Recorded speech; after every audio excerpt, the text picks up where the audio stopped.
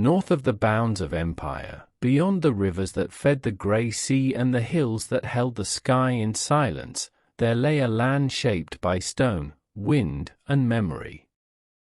Here, among mist-veiled mountains and rain-soaked valleys, a people endured who would leave no chronicles, no marble statues, no written hymns, only signs carved into rock and scattered remains buried beneath peat and time. These were the Picts, a name not their own, but given by foreign tongues. Painted people, the Romans called them, perhaps for the dark dye that adorned their bodies in battle, perhaps for the ink that told stories on skin and bone. Whatever the truth, the name remained, and through it, their image lingered. They lived in a world without cities, yet not without order. Their hillforts crowned high ridges, their brooches gleamed with intricate spiral patterns, and their tools bore witness to careful hands and practiced minds. They were not primitives in the wilderness, they were craftsmen, warriors, farmers, and artists, shaping lives in rhythm with the land. When Roman legions marched north, seeking to stretch the reach of the known world, they found no easy conquest. The Picts did not submit. They did not yield their hills nor their customs. What followed was not peace, but a long, unsettled watching, from both sides of a boundary made not just of stone and turf, but of world-view and will. No great empire ever laid full claim to the north. It remained a place apart, a land of defiance and distinction. And in that space, the Pictish world grew. It was not still. It changed. It learned. It absorbed. Yet it kept a core that was its own. Ours is a journey into that world, a world half seen through archaeology and half sensed in legend. A world not lost, but hidden, waiting still in the shadow of the hills. Beneath the heather-covered hills and in the dark folds of the glens, the earth still holds the traces of those who came before, bones long buried, fragments of pottery, fire-darkened stones. Archaeology speaks where writing cannot. And in the territories once walked by the Picts, the soil is full of quiet testimonies. In the northeast, excavations at places like Burghead and Craigfadrig have revealed the silhouettes of ancient ramparts, walls strengthened with interlocking timber and stone, shaped to withstand both the elements and invasion. These were not mere refuges, but symbols of control. Each fort was a mark upon the land, a declaration of authority, of belonging. Within their boundaries, archaeologists have found the signs of life and labor, iron slag from furnaces, bronze scrap near casting pits, querns worn smooth from years of grinding grain. These remnants tell of skilled hands, of sustained effort, of communities organized not only to survive but to create. And there were artists here. Small pieces of metalwork, brooches, pins, sword fittings, bear the spirals and whirls of a design language both Celtic and distinctly Pictish. Animals twist into abstract forms, lines coil upon themselves like waves or wind. These were not idle decorations. They marked status. They marked identity. Farther north, on the coastal edges of Caithness and Murray, shards of Roman pottery lie buried in Pictish ground. Not spoils of war, but evidence of trade, quiet connections that stretched southward beyond the bounds of empire. These people, though untamed by Rome, were not cut off from the wider world. The land they inhabited was harsh, its winters long, its soil stubborn. Yet here, In scattered farmsteads and fortified hilltops, the Picts built lives of substance. They knew the seasons, the stone, the rhythms of rain and growth. They belonged to the land, and the land, in turn, shaped their story. Even today, the air in these places feels heavy with presence. It is not the silence of absence, but of waiting, as though the past has merely stepped aside, not disappeared. Among the most enigmatic legacies the Picts left behind are their symbols, carved into standing stones, etched with care, enduring the weight of centuries. These were no idle markings. They were deliberate, repeated, and widespread. And though their meanings remain uncertain, their presence speaks with quiet authority. Scattered across the northern and eastern reaches of Scotland, these stones rise from the ground like memories set in granite. Some stand alone, weathered by rain and wind. Others appear near ancient roads, at river crossings, or upon the borders of former territories, placed, perhaps, with intention to mark or proclaim. The carvings themselves follow patterns. The crescent and V-rod, the double disc and Z-rod, the serpent entwined with rod and circle, these symbols recur with an almost ritual consistency. Some appear beside images of animals, the boar, the eagle, the salmon. Others stand alone, abstract and austere. Modern minds struggle to read them. Are they emblems of clans? Marks of lineage? Tokens of spiritual power? Some scholars see in them a system of heraldry, others a form of lost script. There are theories, but no certainties. And yet, even in their mystery, they reveal. They show a culture that valued representation, that invested labor and artistry into messages meant to endure. The precision of the lines, the care in the curves, speak of trained hands and minds steeped in tradition. These stones, particularly those of the so-called Class 1, the earliest, are bare of Christian symbols. They belong to a time before crosses, before saints, when the old gods and the old ways still held sway. The symbols may have carried meanings both worldly and sacred, markers of power, of identity, of memory.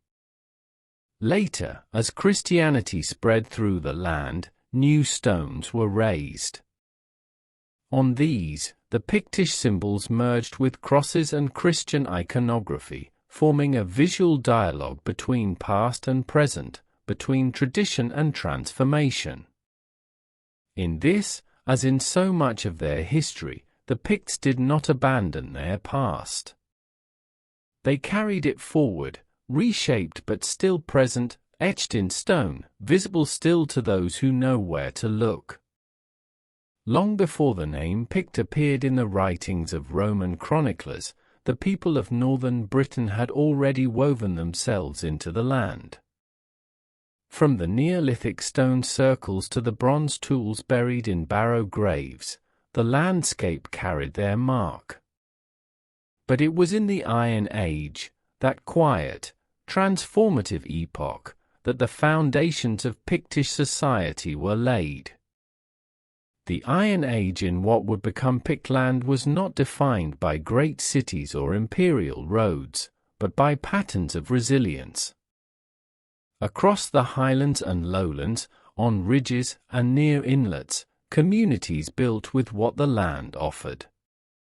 Timber, stone, and earth, materials shaped not with grandeur, but with care. The hillforts that crowned slopes from Aberdeenshire to Sutherland tell of organized defense, of tribal boundaries, of societies conscious of both alliance and threat. These were not castles in the modern sense, but strongholds, places where people gathered in times of danger, where leaders might hold court, where feasts marked the passing of seasons. Excavations at Tap O Nuth and Mither Tap reveal such fortifications, reinforced with stone-laced timber and layered with ramparts. These were not thrown up in haste, they were built to endure. And within their bounds, life unfolded, metalworking, grain storage, animal keeping. Traces of hearths, fragments of tools, and the bones of livestock whisper of days long past. The people who lived here were not isolated from the broader world. Far from it. Roman beads, Mediterranean pottery fragments, and exotic metal objects appear in these Iron Age contexts, testifying to trade routes that extended beyond the British Isles. The inhabitants of these lands, though untamed by Rome, were not unaware of its presence. They took what they found useful and made it their own. More telling still is how imported objects were adapted. Roman glass became beadwork in local style, foreign pottery was reshaped or repurposed. This was not mimicry, but cultural translation, an act of self-definition through interaction. And with material came meaning. Jewelry was not only for adornment, but for status. A brooch might speak of lineage, a blade of allegiance. Spiral patterns, already ancient in the Celtic world, adorned items with meanings now mostly lost, but once deeply understood. Burial practices also evolved. In some places, cremation gave way to inhumation, in others, old customs endured. The dead were laid with care, sometimes with grave goods, sometimes with nothing but the memory of breath. From these fragments, a picture begins to form of a people whose lives were shaped by cycles, of season, of kinship, of tradition. A people who knew the weight of the past, but also the pull of the future. They were neither fully old nor fully new, neither untouched by influence nor entirely shaped by it. They were becoming. In the patterns of their dwellings, the ornament of their tools, and the defensive sweep of their walls, one finds the early outlines of what would, in time, become a distinct cultural identity.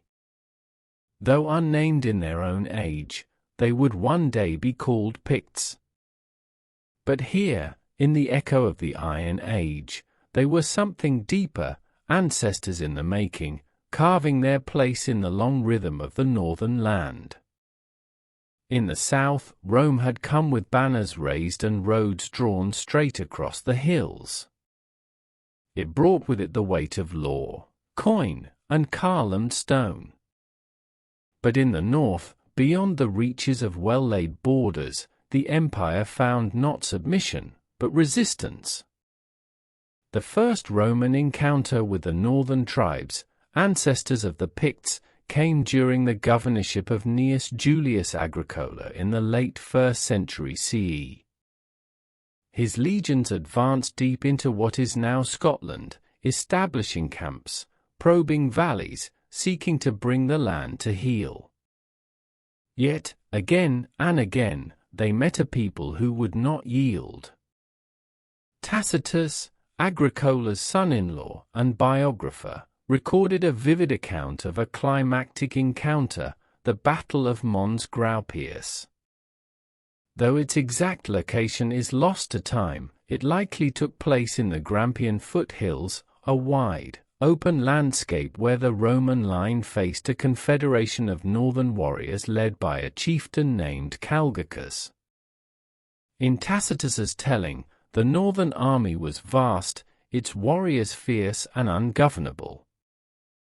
They bore long swords and small shields, and their bodies were painted, or perhaps tattooed, in the marks of war. They did not fight for conquest, but for the land of their ancestors, for freedom from foreign chains. The Romans won the field that day. At least, so the story goes. But they did not hold it. The legions could not stay. The mountains swallowed them, the forests hid ambushes, and the winter made enemies of the land itself. And so, the empire withdrew. Agricola was recalled. The frontiers shifted back. And though walls were raised, first Hadrian's, then the Antonine, they marked the limits not of Roman control, but of its ambition. To the north, life continued. Not untouched, for trade flowed and contact was never entirely severed. But unbowed. The people there, the Caledoni, the Meti, and others unnamed, became known to Rome not by their towns or treaties, but by their raids. They crossed the borders at night, struck fast and disappeared. Their knowledge of the land was their greatest weapon. And yet, for all their opposition, they absorbed much from the empire. Roman goods appear frequently in archaeological digs far beyond the walls, brooches, glassware, pottery. But they do not appear in Roman form. They are reshaped, reworked, and integrated into local traditions. A Roman mirror might carry Celtic patterns.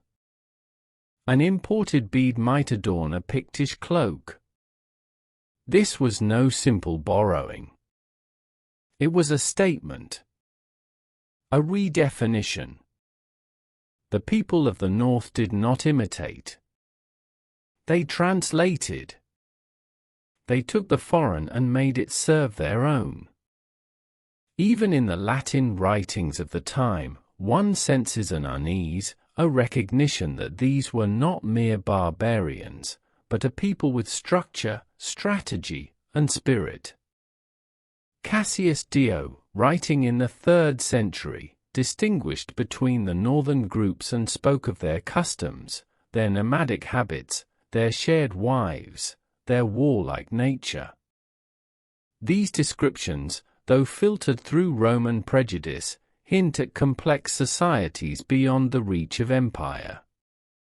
The long conflict between Rome and the North left scars, but it also left seeds. From these centuries of resistance, a new identity began to take form. A confederation of tribes began to act with unity. A culture, shaped in opposition, began to speak with its own voice. The Romans, in time, would fade from Britain. But those whom they called Picti, the painted ones, remained. And their story was only beginning. What do we call a people who left behind no written chronicles of their own, no grand inscriptions to trumpet their deeds? How do we know them, when the names by which we speak of them were given by others, often enemies or strangers? The name Picti first entered the Roman vocabulary in the late 3rd century CE. It appears in military reports and imperial correspondence, a label attached to the fierce raiders who came down from the north, harrying forts and settlements alike. In Latin, it meant painted ones, a reference, perhaps, to their custom of decorating their bodies with dye or tattoos, though even that remains uncertain. To the Romans, the name was descriptive, almost dismissive. But to the people it described, who may have called themselves by 100 different tribal names, known only within valleys and glens, it was not their own. We have no surviving account of what they called themselves. If such names existed in spoken tradition, they have long since faded from the air. Later sources, medieval and ecclesiastical, attempted to explain the origin of the Picts. Bede, writing in the early 8th century, recorded a tale of seafaring warriors from Scythia, who came first to Ireland and then were directed to settle the northern reaches of Britain. As part of this account, he included the curious detail that the Irish gave them wives, but only on condition that kingship among them should always pass through the female line. It is a story rich with symbolic meaning, though it is not history in the modern sense. It speaks not only of origin, but of identity. The matrilineal custom, though difficult to verify, appears repeatedly in early medieval accounts and may indeed reflect a social order different from that of their neighbors. Modern archaeology and genetics offer a quieter, but perhaps more reliable, testimony. Excavations reveal continuity, not migration, a culture developing from the Iron Age peoples of Scotland, not imposed from without.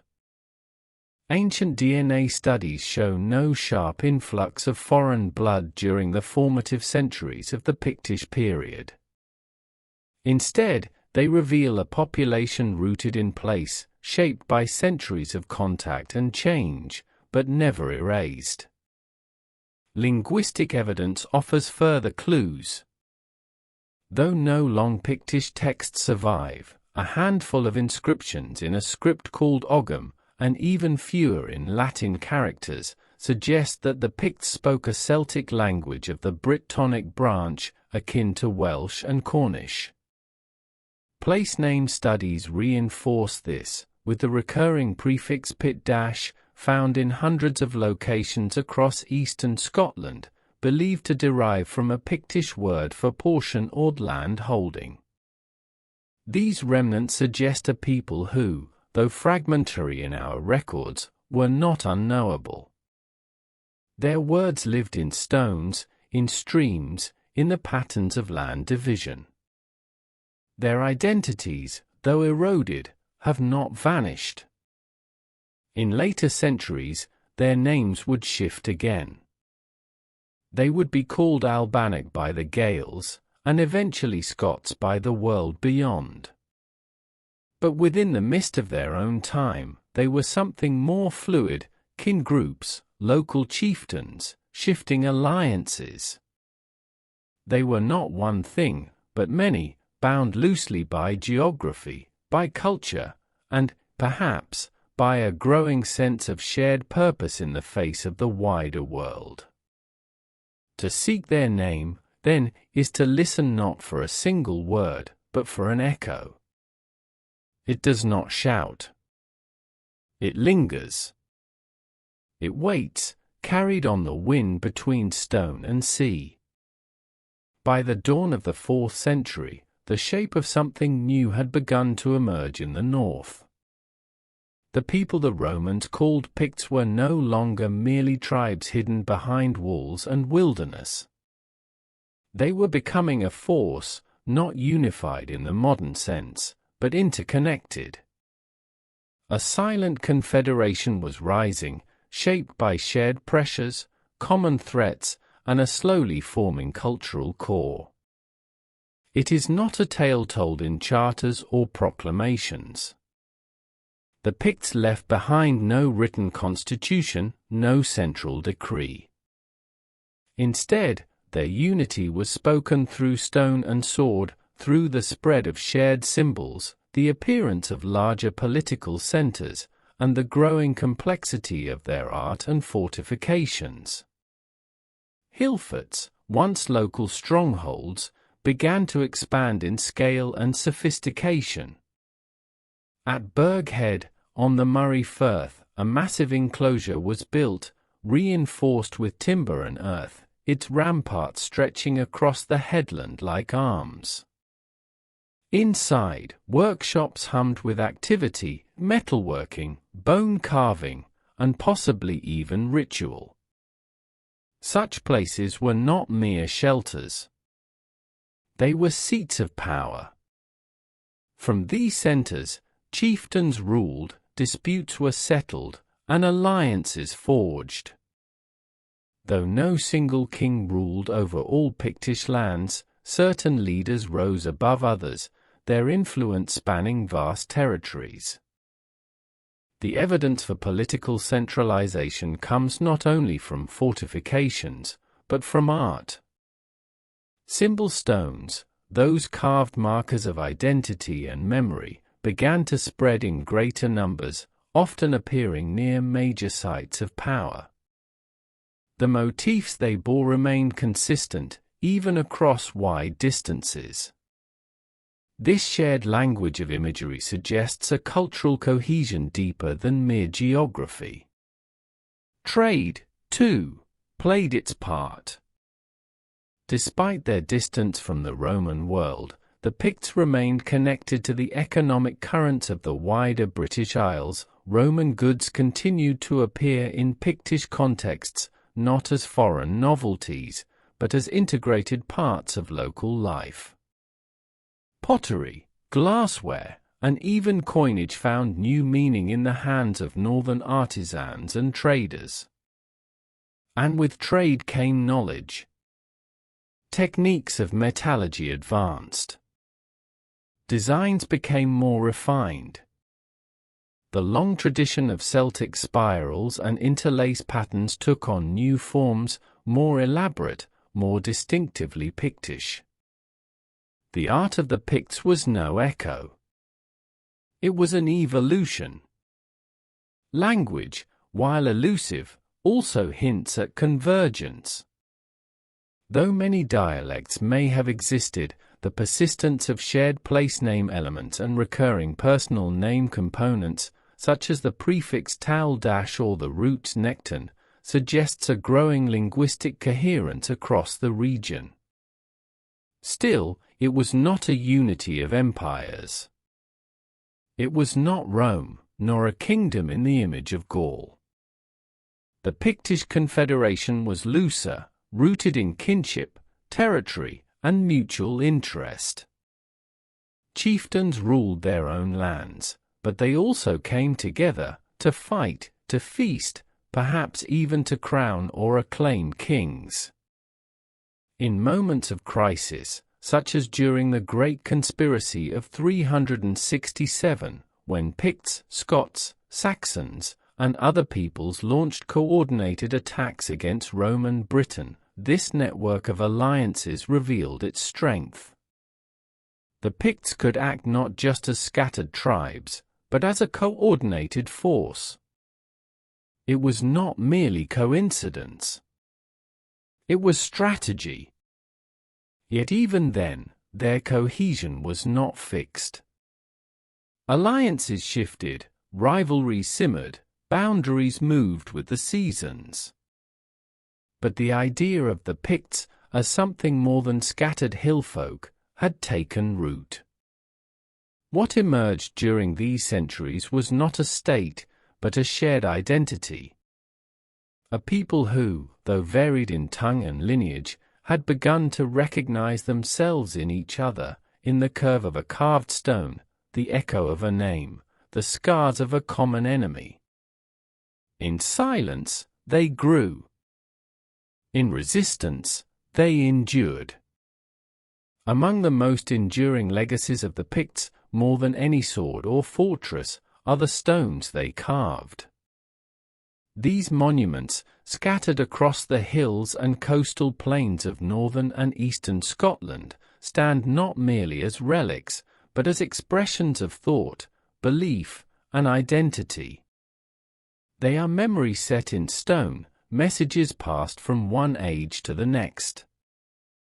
The earliest of these are known as Class I symbol stones, unadorned, save for their deeply incised motifs.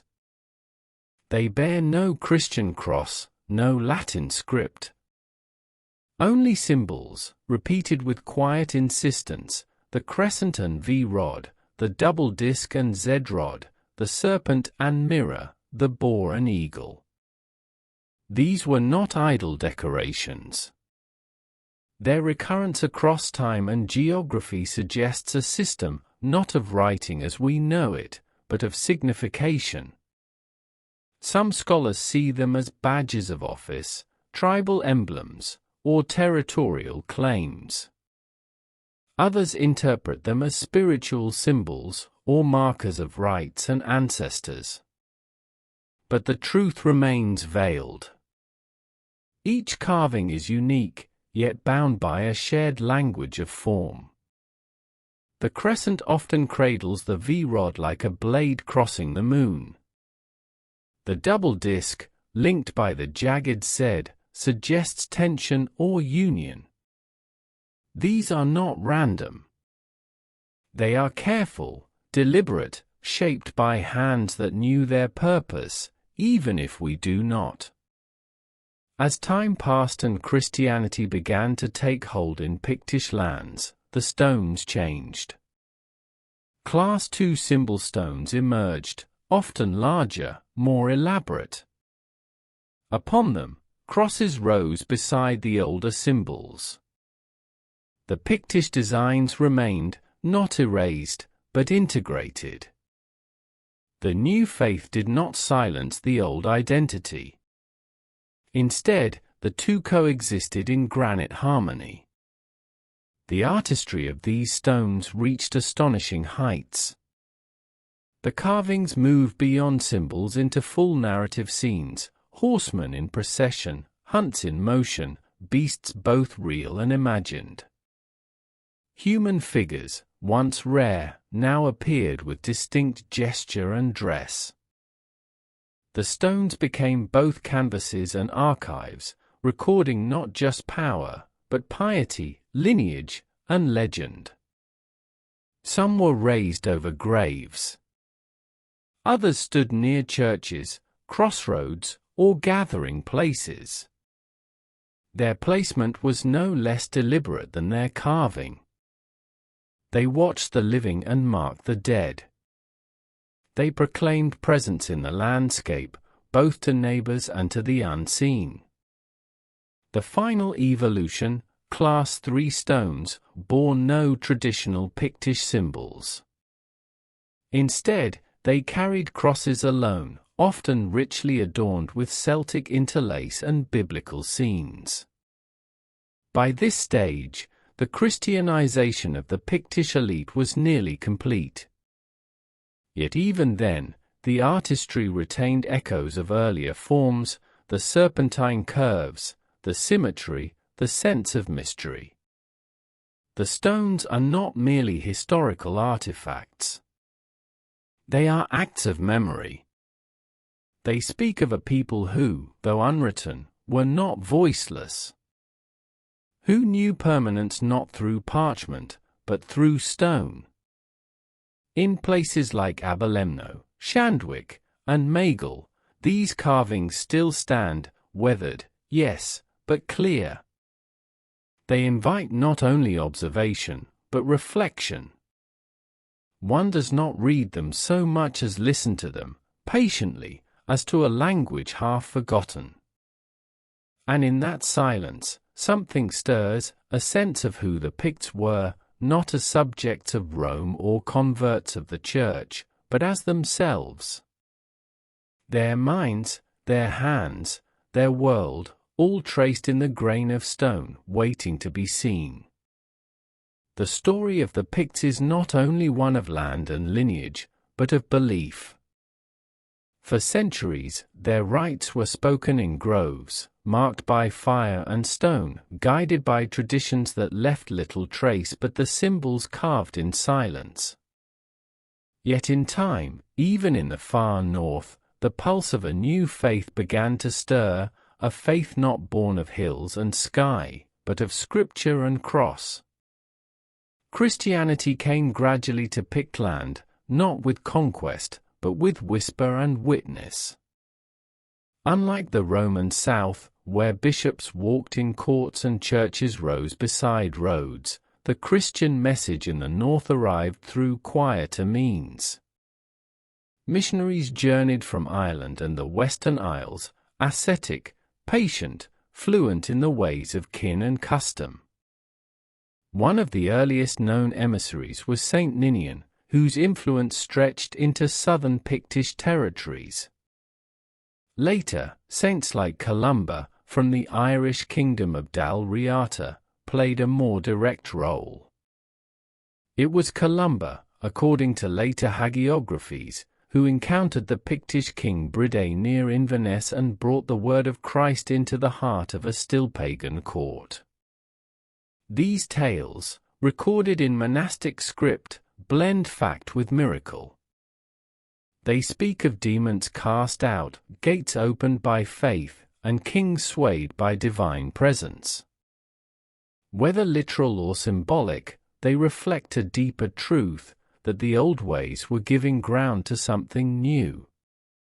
Yet the transition was not swift, nor absolute. Evidence suggests that Christian and pre-Christian beliefs coexisted for generations. At places like Portmahomac and Tarbert Ness, archaeologists have uncovered monastic settlements rich in Christian artifacts, crosses, manuscript fragments, sculpted slabs, existing not far from sites bearing the old Pictish symbols. Rather than a clash of cultures, the meeting of these faiths often resulted in fusion. Christian iconography did not erase the Pictish artistic tradition. It adapted it. Crosses were carved beside serpents, evangelists appeared beside crescent rods. The sculptors, perhaps trained in older symbol traditions, now used their skill in the service of saints. The Pictish Church, though Christian in creed, remained distinct in character. It followed the Celtic rite, not the Roman. Monastic life was central, small communities built near lochs and glens, where prayer and labor mingled with scholarship. These monasteries became centers not only of devotion, but of literacy and art. The spread of Christianity also reshaped burial customs. In earlier times, the dead were often cremated or buried with grave goods, their resting places marked only by landforms or stones. But now, Christian cemeteries appeared, organized, aligned, focused on the east.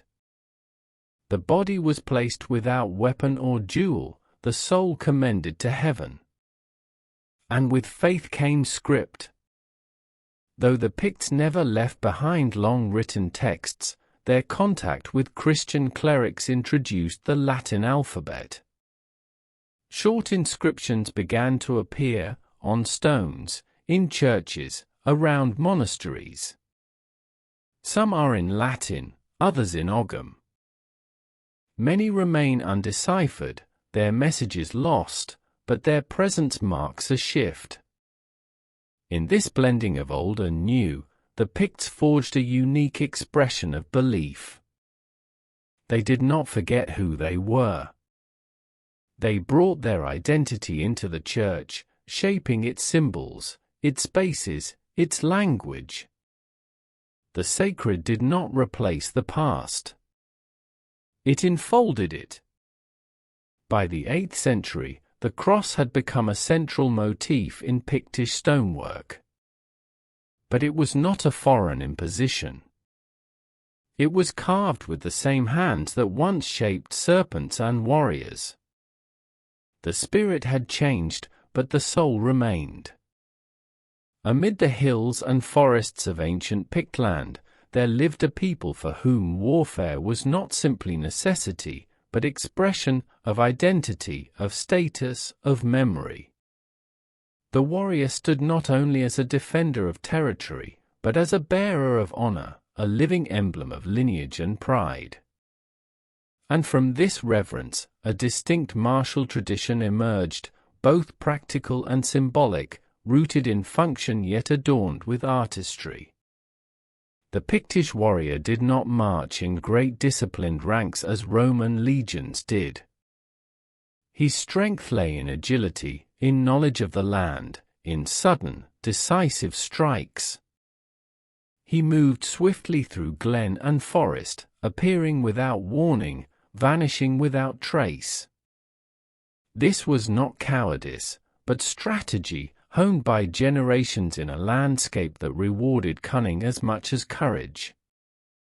Weapons, like the warriors themselves, were crafted with care. Swords were long and leaf-bladed, often with elegant hilts bearing swirling designs. They were meant for cutting as much as thrusting, versatile, durable, balanced for close combat. Spears were common, too, some for throwing, others for stabbing, their socket heads forged with precision.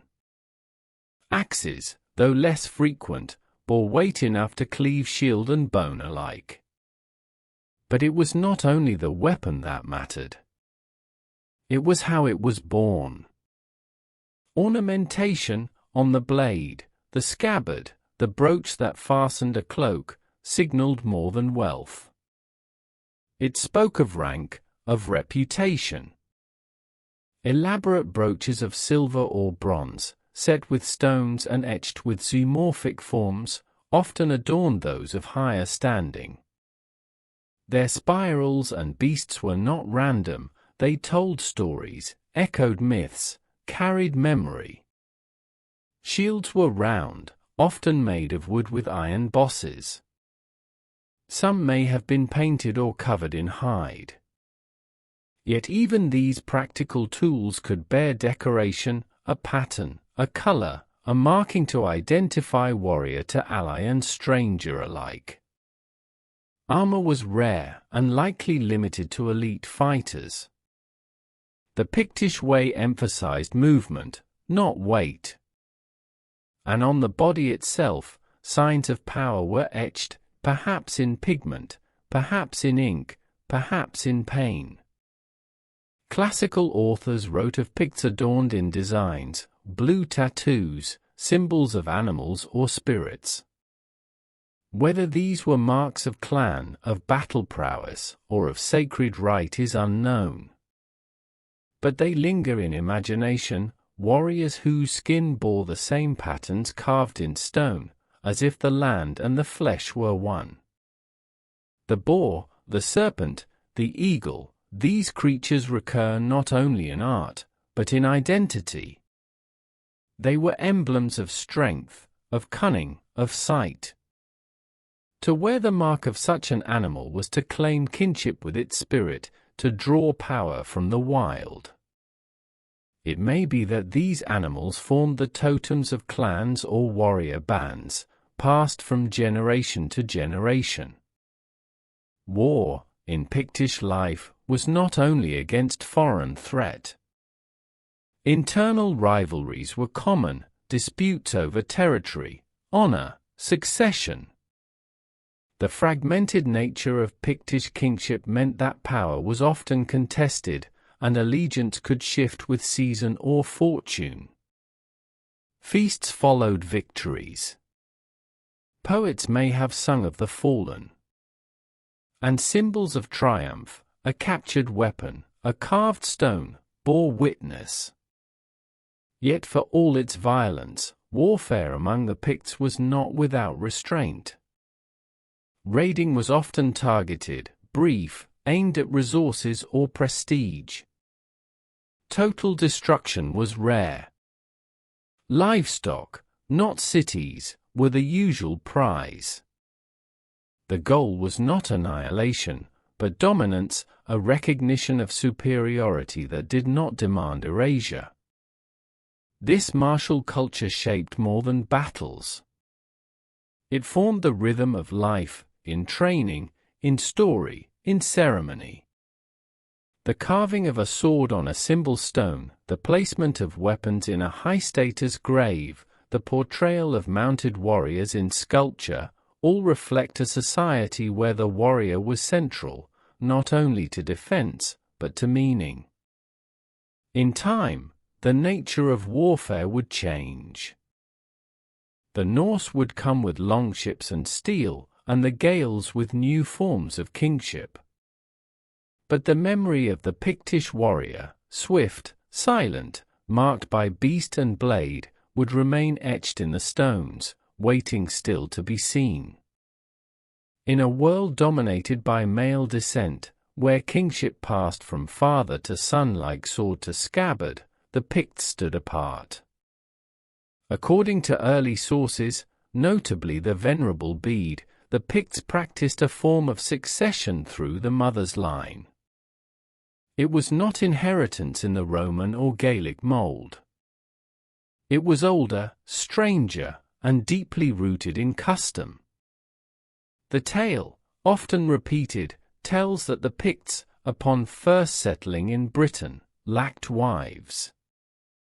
They turned to the neighboring Irish, who agreed to provide women on one condition, that kingship would always pass through the female line. Whether myth or memory, the story gestures toward a social structure that confounded later chroniclers, a society where bloodline was reckoned not by the father's name, but by the mother's. In practical terms, this meant that a king's successor was not his son, but more likely his sister's son, a nephew of royal blood on the maternal side. This matrilineal principle may have helped prevent dynastic monopolies, allowing royal blood to flow through multiple lineages rather than concentrate in one. The implications were profound. Women of royal descent became central figures in succession. Their marriages, their children, their lineage, all held political weight. A queen's sister might be the mother of the next king, her nieces and daughters, the bearers of future claims. The royal court, then, was not only a male domain. It was shaped by women whose genealogies determined the fate of the realm. And it was not only in succession that women played a role. Symbol stones from across Pictland depict female figures, some enthroned, others in ritual pose, often alongside animals or sacred motifs. These are not idle images. They hint at a reverence for female power, spiritual, genealogical, symbolic. It is possible that the Picts preserved ancient beliefs in feminine divinity, in goddesses of land, of sovereignty, of fertility. In many early Celtic myths, the land itself is female, and kingship is granted through symbolic union with her. A ruler was not merely crowned, he was wed to the land. Perhaps the matrilineal system echoed this sacred bond, where legitimacy flowed not only through war and conquest, but through the womb. Even the ceremonies of kingship may have reflected this. At sites like Dunnad, a carved footprint in stone marks where kings may have stood to be inaugurated. Beside it, a basin, perhaps for ritual libations. The symbolism is potent, the foot on the land, the body anointed, the king made one with the earth. And if succession flowed through the mother, then the king's right was not simply taken, it was born. This system, however, did not last forever. By the 9th century, under the growing influence of Gaelic customs and dynastic politics, Pictish succession began to resemble the patrilineal norms of neighboring kingdoms. Matrilineal faded from practice, though traces remained in the genealogies and legends that followed. Even today, historians debate the extent and function of Pictish matrilineal rule. Was it universal, or practiced only in times of crisis? Did it coexist with male inheritance in complex ways? The answers are incomplete, fragments scattered among chronicles, stones, and sagas. But the memory persists. A people once chose their kings not by the spear alone, but by the thread of the mother's blood. In that choice lies a vision of power unlike most in medieval Europe, rooted not in exclusion, but in a deeper, older rhythm of kin and continuity. In the silence of burial mounds, in the names carved in half-forgotten script, in the shadowed stories passed from tongue to tongue, the women of Pictland wait still, their lineage unwritten, but not erased. As the 4th and 5th centuries wore on, the scattered tribal lands of the north began to take shape into something more defined. The age of roaming warbands and independent hillforts gave way to the emergence of named realms, embryonic kingdoms born not from conquest, but from centuries of adaptation, alliance, and necessity. These early Pictish kingdoms were not forged overnight.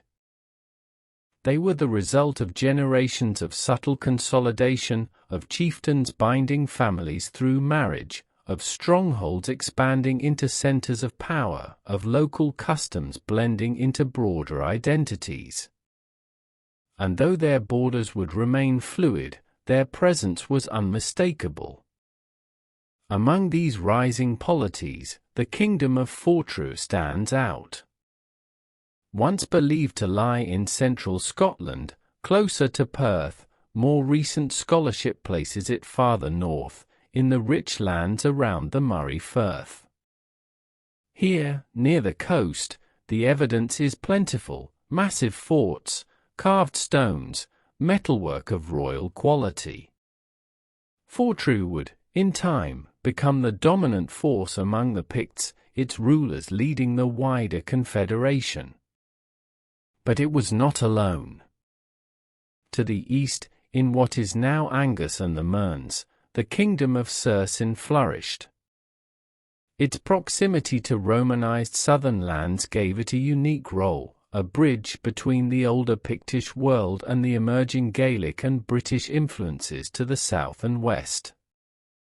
Its people raised stones marked with crosses and symbols, blending the old and new. To the far north lay Cat, in Caithness and Sutherland. Its name survives in the word Caithness, and perhaps in the very term Catriona. Though its lands were less fertile, its rulers held sway over key sea routes, a maritime kingdom, looking toward the Orkneys and beyond. In the west, in lands touching the Great Glen and Loch Ness, the kingdom of Sea emerged. Mountainous and isolated, it remained somewhat apart from the wider currents of power, but still carved its stones and named its kings.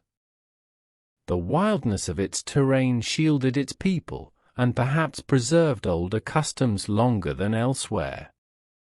And to the south, where the firths of Forth and Tay created natural boundaries, lay Fib, a realm that would become modern Fife. Its lands were rich, its coasts open to trade, and its influence enduring. Later chronicles would name it as one of the 7 kingdoms of the Picts, a phrase both evocative and uncertain in meaning. Each of these realms, and others whose names are now lost, formed around centers of power, hillforts turned into royal seats, monastic sites where kings were crowned, ceremonial places marked by stones and memory. None ruled over all Picts at once, but together they formed a patchwork of allegiance and rivalry, a shifting mosaic of influence. At times, one kingdom might dominate, its king recognized, if not crowned, as a kind of high king. But unity was never guaranteed. The Picts, like the land they inhabited, remained many-faced. Their kingship was negotiated, not imposed. Authority depended on kinship, reputation, and, above all, military success. And yet, amid the shifting tides, the idea of Pictland began to coalesce. Not a nation, not yet a state, but a region known by its people, spoken of by outsiders as a single place, marked by common symbols and shared resistance. It was a land without a capital, but not without order. Without a standing army, but not without strength. A realm built not with marble and decree, but with memory, stone, and the long, slow weaving of loyalty. In the mists that rose each morning from glen and sea, these kingdoms found their form. They did not seek permanence. They sought endurance. And in that they succeeded. Within the fortified hilltops and coastal strongholds of the Pictish kingdoms, a new kind of space began to emerge, not merely defensive, but ceremonial, social, and administrative. These were the courts of kings, the great halls of chieftains, where power was not only held but performed. The archaeological evidence is fragmentary, as so much of the Pictish world is. But at sites like Burghead, Craig Fadrig, and Rhynie, layers of occupation tell a story of settlement that went beyond mere survival. Here, timber halls stood, long, rectangular buildings, their posts sunk deep into the earth, their roofs likely thatched or shingled, their interiors dark but resonant with sound. These were places of gathering, where the king or mormaer sat in state, surrounded by his household, his warriors, his priests. Here, decisions were made, justice dispensed, feasts held in the glow of firelight. In these spaces, the abstract power of kingship took visible form. It was a performance, a ritual, an ever-renewing act of presence. Objects found at these sites suggest a world of status and craft. Decorated metalwork, brooches, pins, mounts, shows not only artistry, but hierarchy. Some items were meant to be worn by kings, others by their retinue.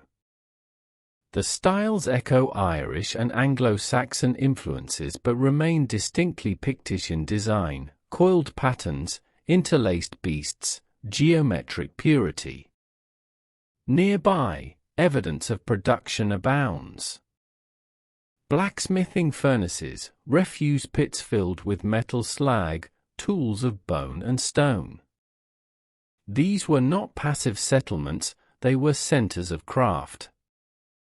Specialized artisans, metalworkers, carvers, weavers, were part of the royal economy. Their labor adorned the court, outfitted its warriors, and carried its reputation far beyond its walls. And where there was artistry, there was also symbolism. It is no coincidence that some of the most elaborate symbol stones are found near these royal sites. Their placement, sometimes within view of the hall itself, suggests they were not mere memorials, but part of the performance of kingship. They mark territory, yes, but also lineage, divine favor, perhaps even specific achievements. These courts also served as nodes in a wider network. A Pictish king did not rule from isolation. He governed through relationships, with sub-kings, with rival houses, with religious leaders. The hall was the center of this web. From it radiated messengers, alliances, threats. Into it came tribute, oaths, and stories. The oral tradition was strong. Though the Picts left no written epics, their halls must have echoed with poetry and song. Genealogists, bards, and memory keepers would have recited the deeds of ancestors, the lineage of kings, the victories in battle. In a culture where the past validated the present, memory was power, and its keepers were crucial. We can imagine such scenes: a winter night, the hall full of smoke and warmth, a warrior recounting a raid, a bard singing of a long-dead queen, a king listening, nodding, holding court with measured silence. The clatter of cups, the ring of metal, the hush as a judgment is passed, these were the rhythms of Pictish court life. Religion, too, entered these spaces. As Christianity spread, the court and the monastery grew close. Kings patronized churches, funded stone crosses, hosted clerics. In time, some halls would stand beside chapels, some kings would be buried near saints. The sacred and the political did not compete. They cohabited. Thus, the court hall, humble in structure, mighty in function, became the beating heart of Pictish kingship. It was never a palace in the Roman sense, but it was a seat of power all the same. Rooted in timber, warmed by fire, bounded by loyalty and fear, it endured. And even after the hall decayed, the earth remembered. Post holes remained, charcoal blackened the soil, beads and blades lay buried in silence. Through them, the shape of Pictish authority still speaks. The Picts have often been called a silent people, not for lack of voice, but for lack of writing.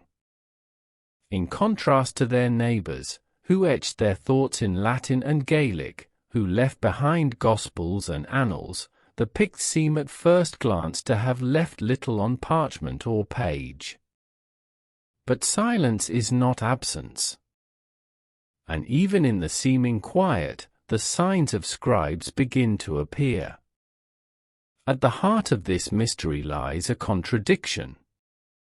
The Picts created some of the most intricate carved stones in northern Europe, stones that required careful planning, geometric awareness, and an artistic literacy of high order. They maintained complex systems of kingship and alliance. They engaged with the Christian Church, built monasteries, and supported communities of learning. And yet, their written voice remains elusive. One explanation is material. In the damp climate of the north, parchment decays swiftly. Manuscripts that may have once existed, chronicles, hagiographies, even royal genealogies, could simply have been lost to rot and time. If any Pictish scriptoria existed, they have left only the faintest of archaeological traces. But there are clues. At Portmahomac, in Easter Ross, archaeologists uncovered the remains of a monastery with evidence of vellum production. Sheep bones, carefully prepared hides, the tools of scribes, all suggest that this coastal site once housed a community engaged in the making of books. Ink pots, styli, and scratched tablets hint at education. It was no mere outpost. It was a school of the sacred word. Elsewhere, in inscriptions carved in Latin and Ogham, the early medieval script of notches and lines, names of individuals and fragmentary phrases emerge. These are not lengthy texts, but they are not meaningless. They show an awareness of writing as a tool of memory and power. Some are carved along stone edges, perhaps invoking protection or commemorating the dead. Others seem to mark land boundaries or ownership.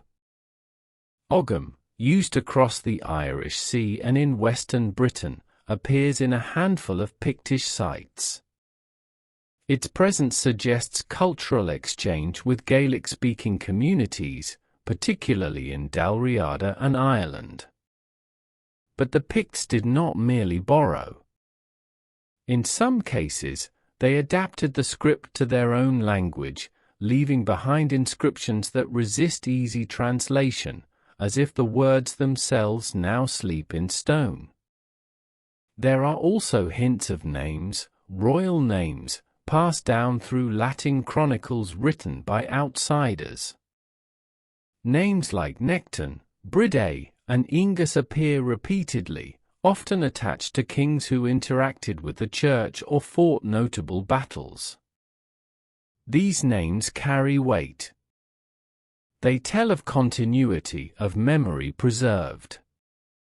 The influence of monastic centers cannot be overstated. As the Picts embraced Christianity, they also entered a world where writing was sacred. Monks copied Gospels, compiled calendars, and inscribed psalms. Even if the Picts themselves left few manuscripts, they participated in this intellectual world. Their carved crosses echo the illuminated margins of books. Their symbols, precise, consistent, abstract, may reflect a visual grammar of their own. Indeed, some have speculated that the Pictish symbols themselves formed a kind of written system, not alphabetic, but ideographic or heraldic. If so, then perhaps we have misunderstood their silence. Perhaps it is not the silence of illiteracy, but of an unread code.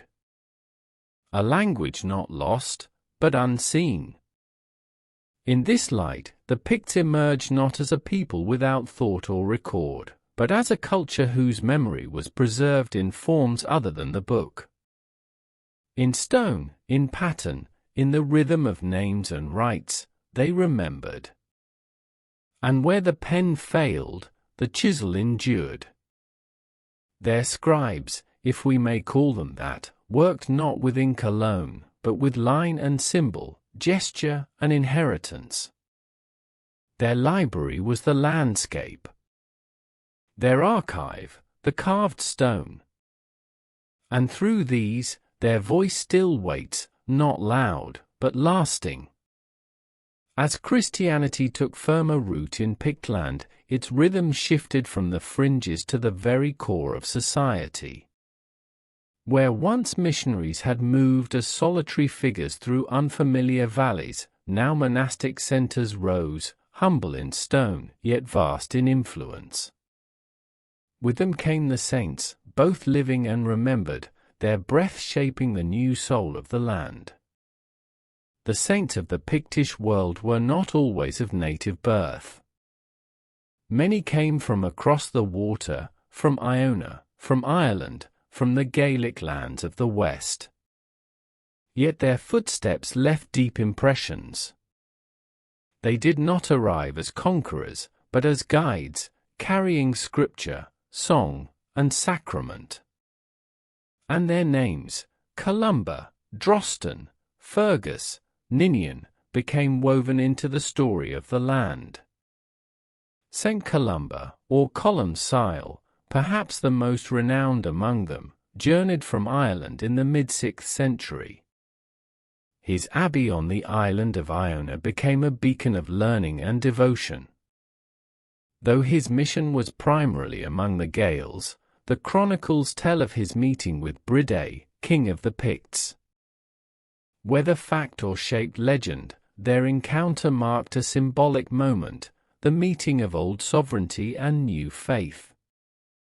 Bride, son of Maelchan, ruled from a fort near the river Ness, perhaps at Craig Fadrig.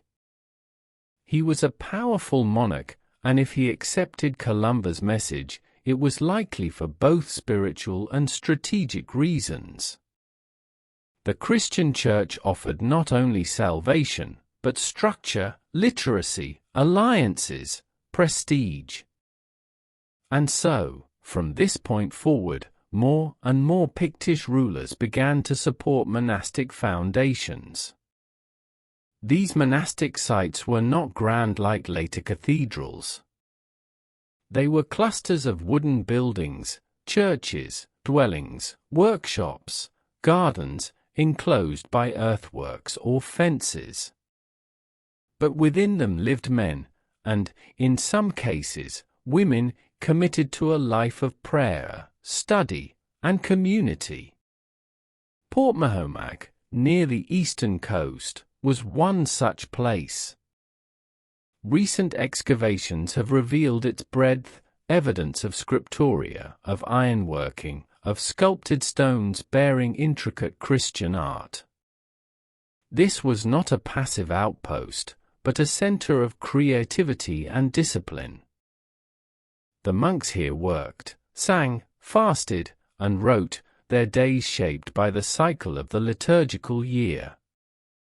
Other centers, such as Rosemarkie, Resteneth, and Abernethy, also rose in prominence. Though their original buildings are gone, their names endure, and from the earth, their stones still emerge, carved with crosses, spirals, and saints. Saint Drosten, a companion of Columba, is said to have founded the monastery at Deer. In later centuries, the Book of Deer would be written there, one of the earliest surviving Gaelic manuscripts from Scotland, containing not only religious texts but land grants and marginalia. Though it comes from a time after the Pictish kings, it carries their echo, in script and spirit. The saints brought more than religion. They brought healing. Stories of miraculous cures, of springs turned holy, of beasts calmed by prayer, these tales entered the fabric of belief. Wells were named for saints, churches dedicated in their honor. Their feast days marked the calendar, their relics guarded by generations. In this growing spiritual landscape, kings became patrons of churches. They granted land, built chapels, endowed altars. Some even took monastic vows late in life. Christianity was no longer foreign.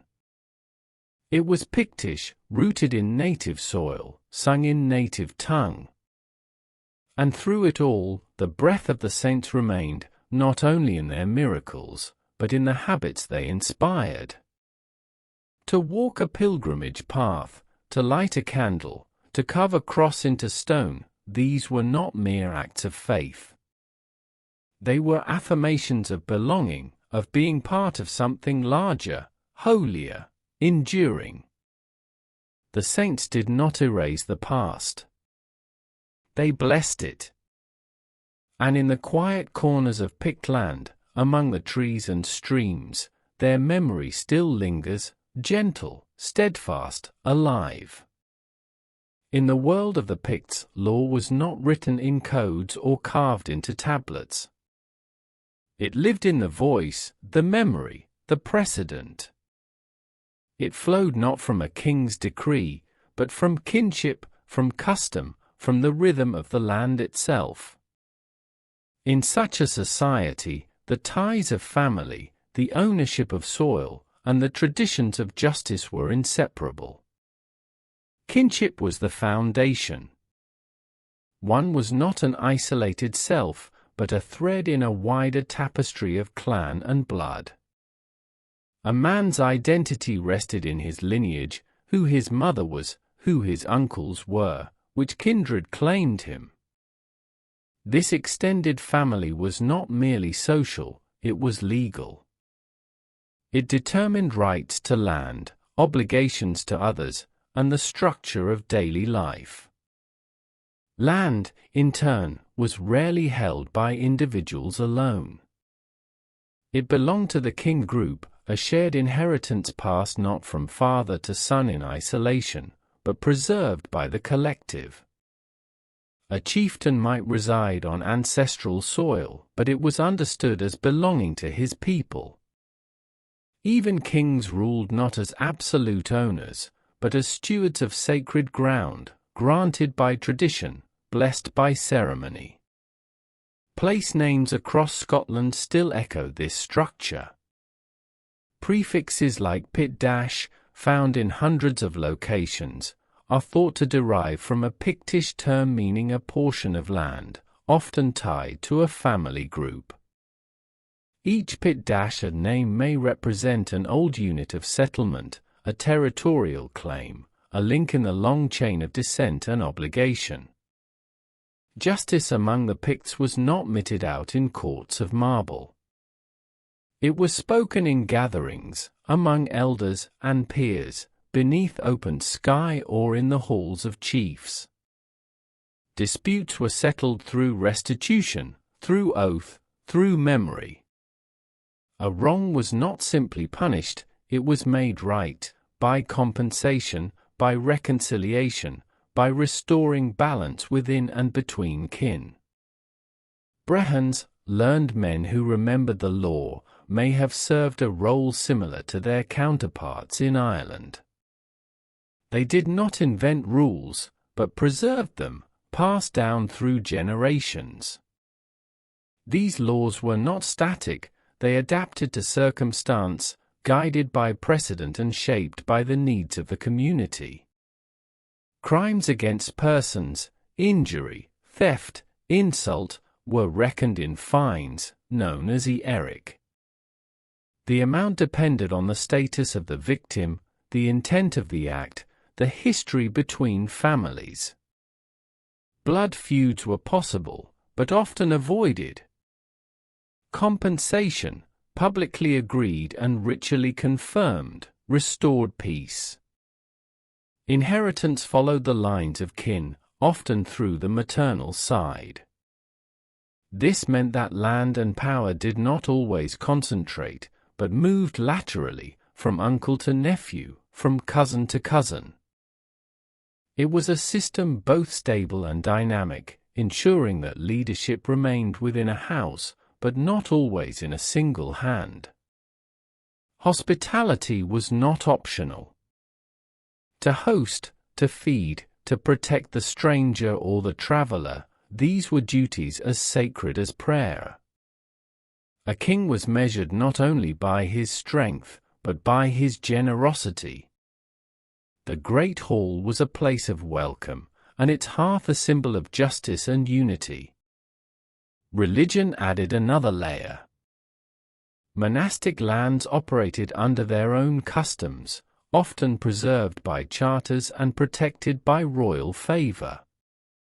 The church became both a landholder and a mediator, offering sanctuary, writing records, preserving agreements.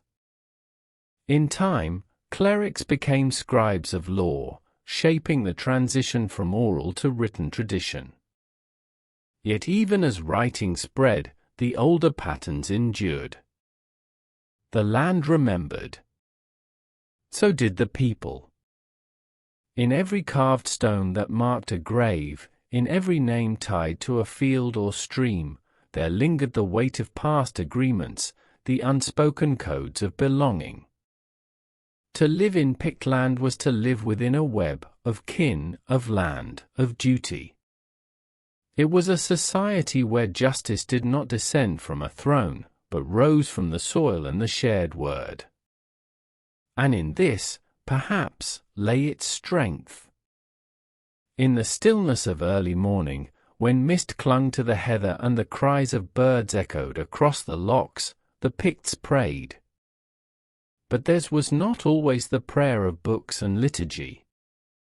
Long before the saints walked their hills and the cross was carved in stone, the Picts had already shaped a spiritual world, one as old as the forests, as quiet as the stones.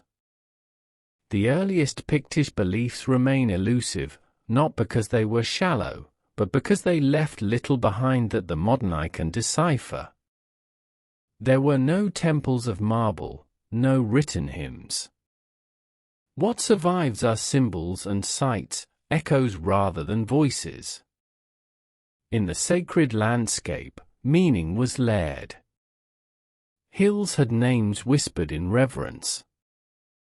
Rivers bore the memory of spirits. Stones stood upright not as markers of land, but as sentinels of something older. Places like Clava Cairns or Callanish, though predating the Picts by centuries, remained part of a living spiritual geography. The Picts did not build over them. They lived among them. Animals, too, carried weight. The repeated appearance of beasts in Pictish art, the salmon, the boar, the eagle, suggests more than decoration. These creatures were not merely admired, they were honored. Perhaps they served as clan totems, or as symbols of spiritual qualities, strength, vision, endurance. The Picts may have believed that these animals bridged the visible and the unseen.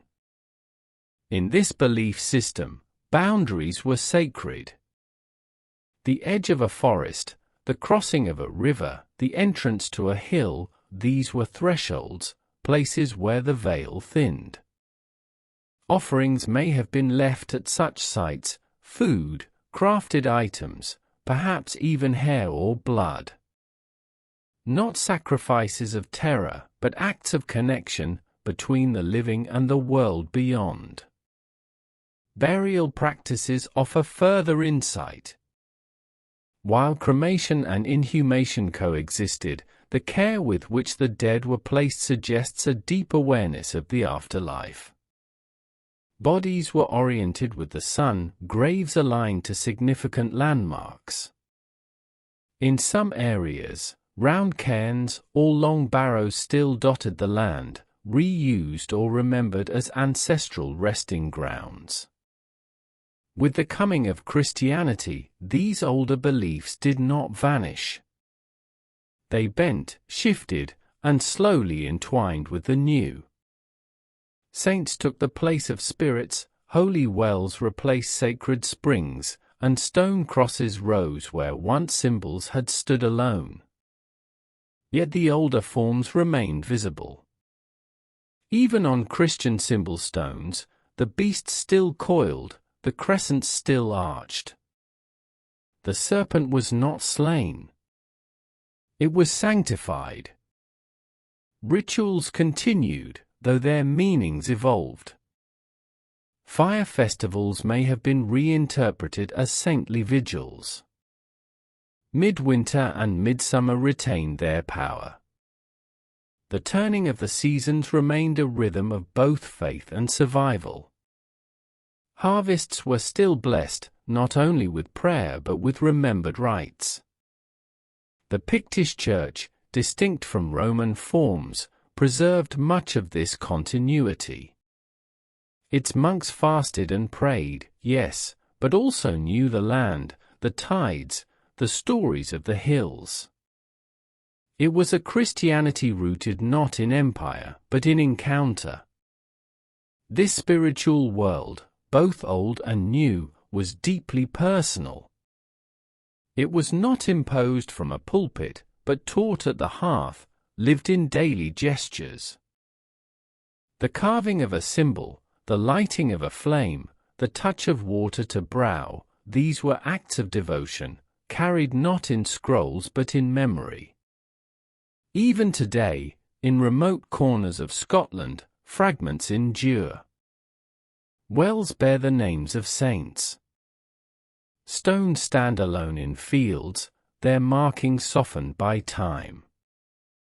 Paths wind through woods once walked by those who saw the sacred in the everyday. The Picts believed in a world layered with meaning. They lived in a land not only seen, but felt. And in their symbols, their sights, their silences, they left behind a map of that belief. One must only look and listen. As the Pictish kingdoms grew in strength and stature, they faced not only internal rivalries and shifting alliances, but a growing tide from beyond the sea.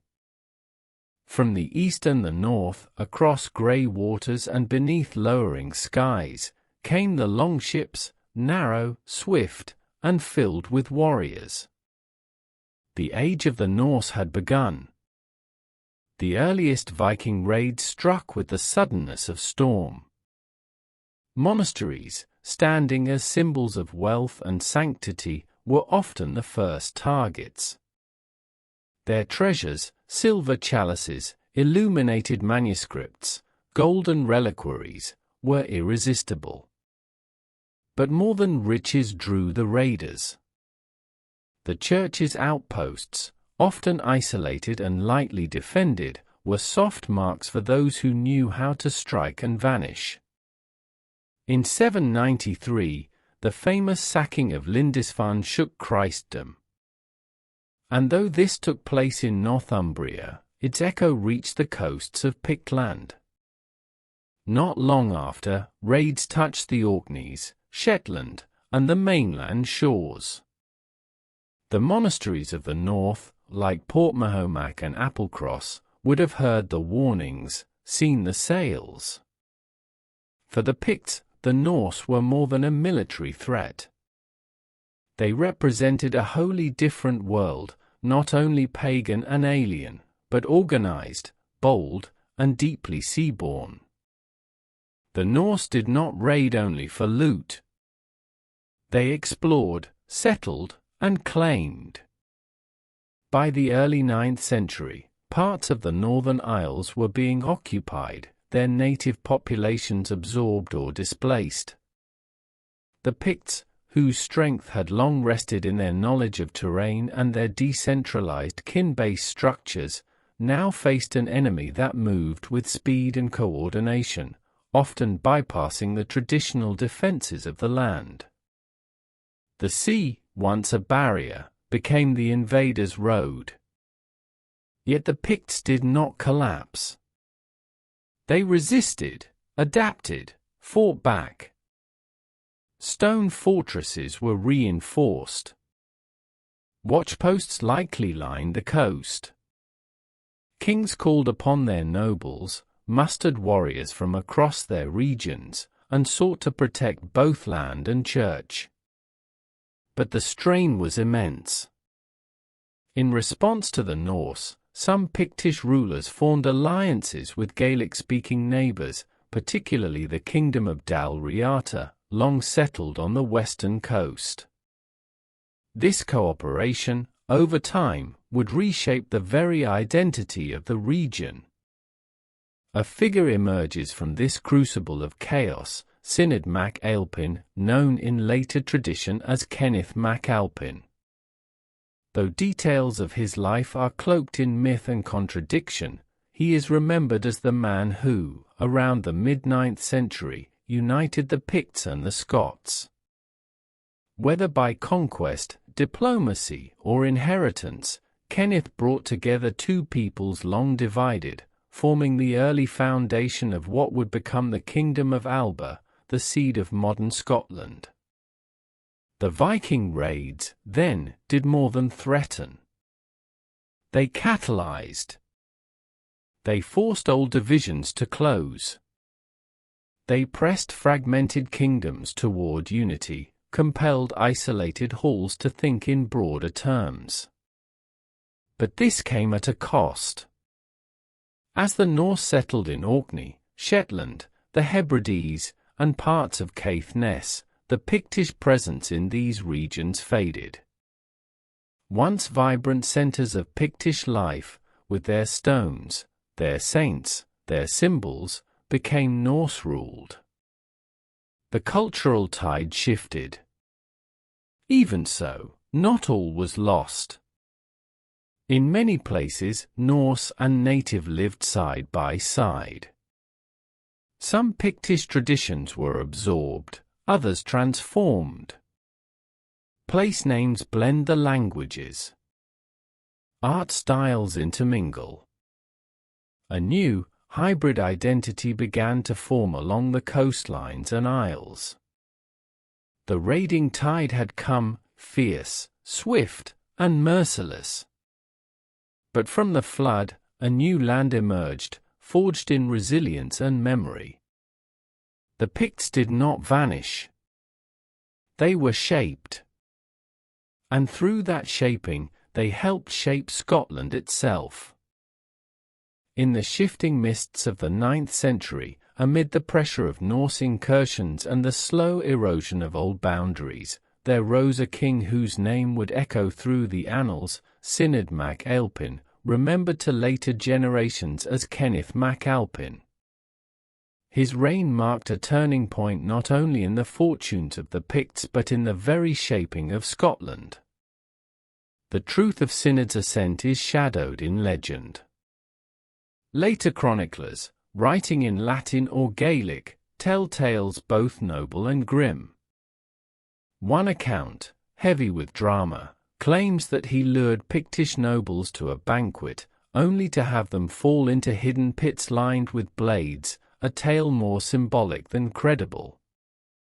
Others speak of a rightful claim, perhaps through his mother, to the Pictish throne, a merging of matrilineal and patrilineal lines at a moment when both were needed. Whatever the reality, by the 840s, Synod held power over both the Scots of Dal Riata and the Picts of Fortriu. Whether by marriage, inheritance, conquest, or diplomacy, or some weaving of them all, he unified two peoples long separated by language, lineage, and land. This unification did not birth a nation overnight, but it changed the political map. A new realm emerged, Alba. Not yet Scotland, not yet united from sea to sea, but a kingdom rooted in the highlands and stretching toward the heart of the land. It was Gaelic-speaking, Christian, and born of both Pictish and Scots traditions. Synod was not merely a warlord. He was a king who saw the need for stability in a world shaken by Norse violence. He relocated relics, most notably those of St. Columba, from Iona to Dunkeld, seeking a safer and more central home for the spiritual heart of the kingdom.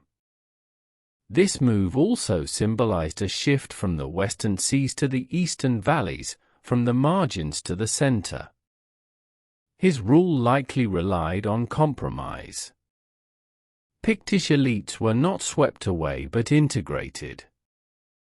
Gaelic customs mingled with Pictish law. The symbols carved in stone did not vanish immediately, rather, they slowly gave way to crosses and scripts in Latin and Gaelic. The old and the new walked together, for a time. Kenneth MacAlpin died around 858, leaving a kingdom stronger than any before in the north. His descendants, the so-called House of Alpin, would rule for generations, guiding the transformation of Alba from a fragile union into a growing power. And yet, even in his success, the Pictish identity began to blur.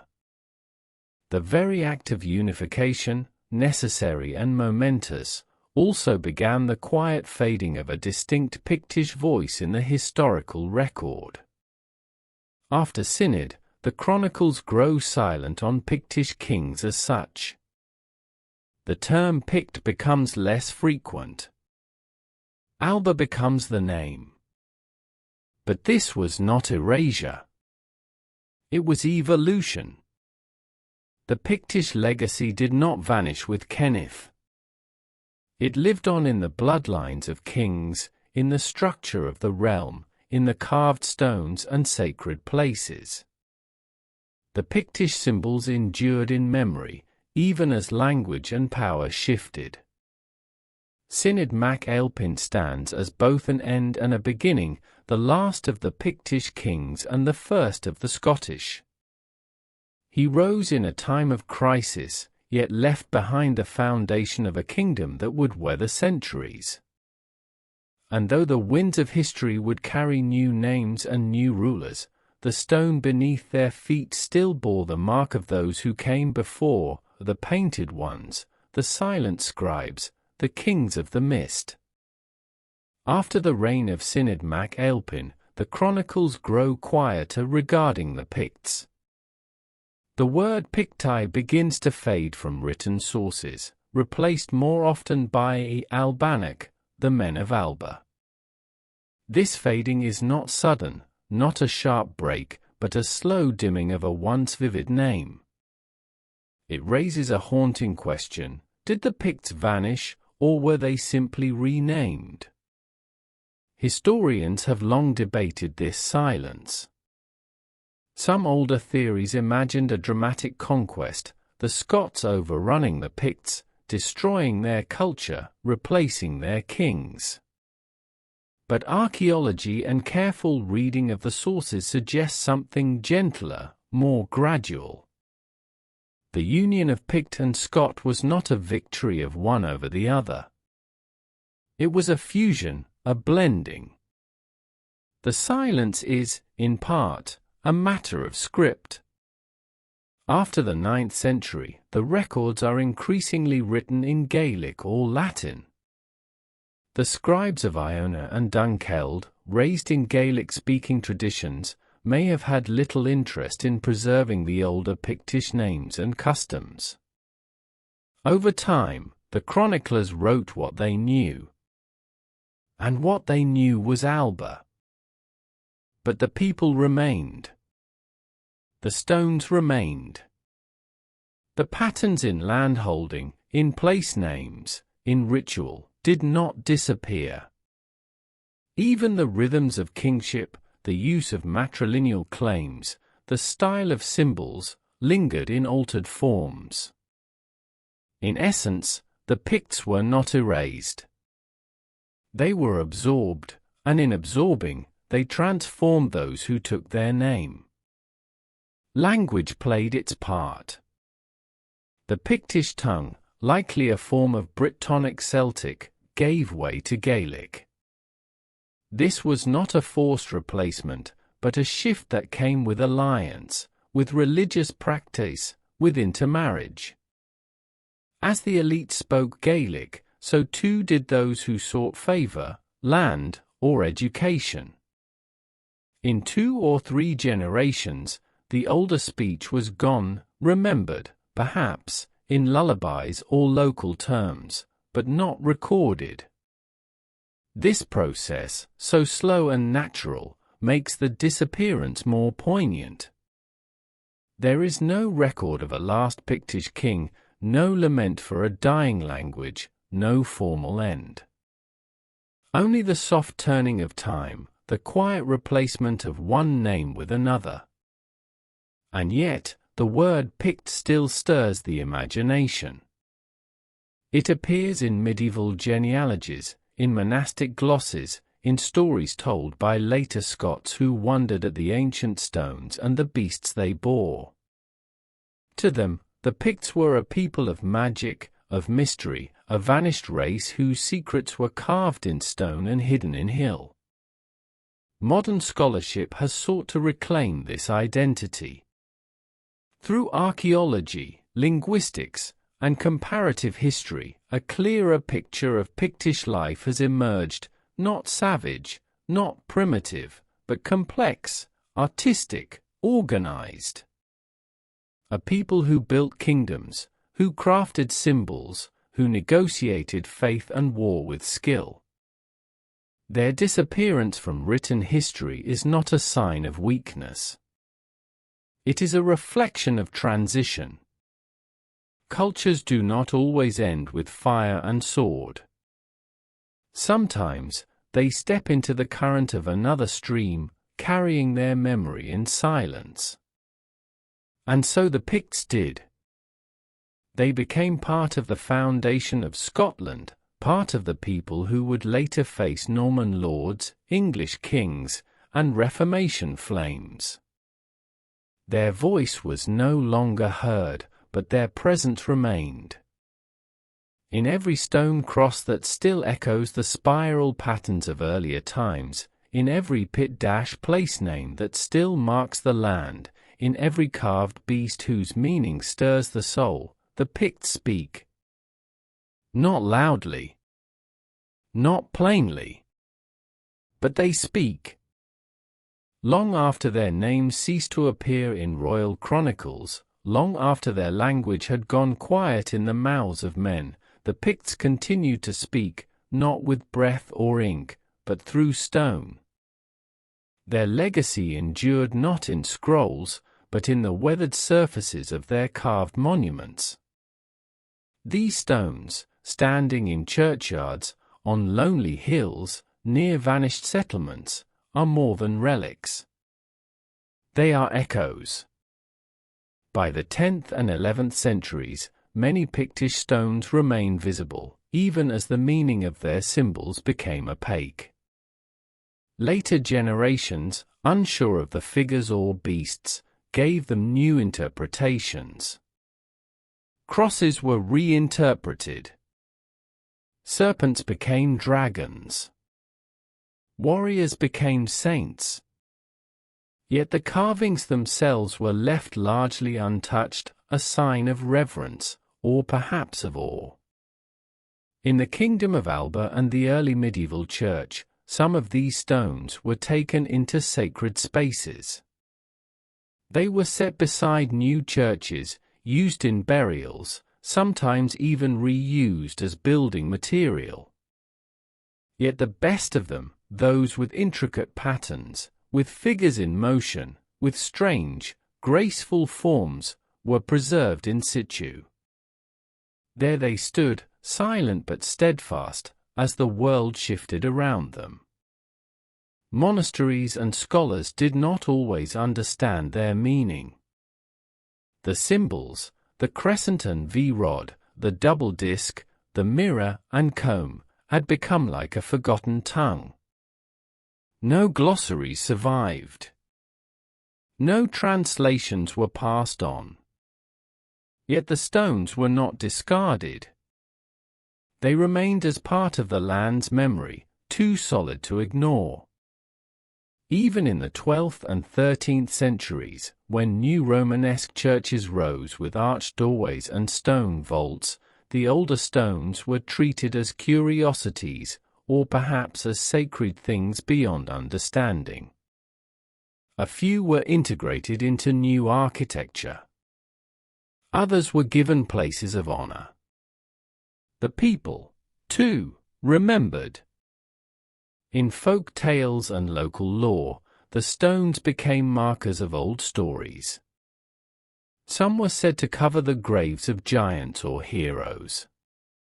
Others were linked to saints, their symbols reinterpreted through the lens of Christian legend. A stone with a beast might be said to represent St. George. A figure on horseback became a noble pilgrim or a penitent king. And yet, the stones resisted full transformation. Their patterns remained uniquely Pictish, the geometry, the curvature, the way the lines flowed. They were not overwritten. They were absorbed. In modern times, these stones became subjects of fascination. Antiquarians in the 18th and 19th centuries recorded them, sometimes crudely, sometimes with care. Artists copied their forms. Scholars catalogued them. And still, the symbols defied easy explanation. In the 20th century, as archaeology matured, the study of Pictish stones became a discipline in itself. Excavations revealed their contexts, not random placements, but deliberate settings. Some stood at ancient boundaries. Others near burial grounds. Some marked processional routes. Their orientation, their alignment, their companions in earth, all told part of the story. Today, we see in these stones not only beauty, but voice. They are the final expression of a people who lived without writing but not without record. Their carvings are both art and archive. Each spiral, each beast, each intertwined form is a sentence in a visual language now only partly understood. They remind us that history is not only what is written, but what is remembered, in form, in stone, in silence. And in that silence, the Picts endure. If the Picts had a spoken language, and they surely did, it has vanished almost completely. Not a single sentence survives. Only names, of kings, of places, and a scattering of undeciphered inscriptions in Ogham remain. But even as their words have been lost, their art speaks. Nowhere is this more evident than in their animals, the beasts that prowl their stones, curl in symmetry, and challenge the modern eye. The Pictish bestiary is unlike anything else in early medieval Europe. While other cultures carved saints, martyrs, or biblical scenes, the Picts carved salmon and boar, eagle and serpent, fantastic quadrupeds and otherworldly sea beasts. Some are drawn with remarkable naturalism. A dolphin arches with fluid grace, a bull's musculature is precise and powerful. Others are wholly imagined, with twisting limbs, staring eyes, and bodies that defy anatomy. These creatures are not random. Their repetition across time and territory suggests meaning, symbols that carried weight, that marked identity, belief, or warning. Scholars have speculated on their significance. Perhaps the boar marked warriors, the eagle nobility, the salmon wisdom. Perhaps they represented clans, totems, or qualities of the soul. The Pictish beast, a creature with a curled snout, elongated body, and flipper-like limbs, appears on more stones than any other symbol. No one knows what it represents. Some liken it to a dolphin, others to a dragon. It may be a creature of myth, a guardian of thresholds, or even a symbol of kingship. Whatever its meaning, its frequent presence suggests deep importance. Other symbols are more easily grounded. The mirror and comb appear often alongside depictions of women, possibly as emblems of status, femininity, or ritual. Birds are shown in flight, sometimes in pairs, perhaps indicating a journey of the soul or the presence of divine messengers. The serpent coils and twists, often linked with rods or orbs, in ways that echo both pre-Christian cosmologies and emerging Christian interpretations. Even domestic animals appear, bulls, sheep, dogs. But they, too, are stylized, not drawn as they were seen, but as they were known in symbol and story. These images were not illustrations. They were invocations.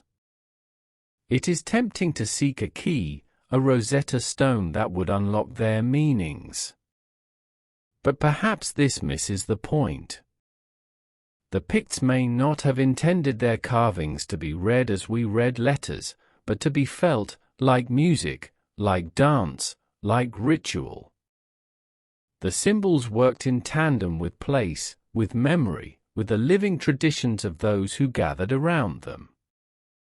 In this sense, the animals of the Pictish stones were not mute. They spoke through form and repetition.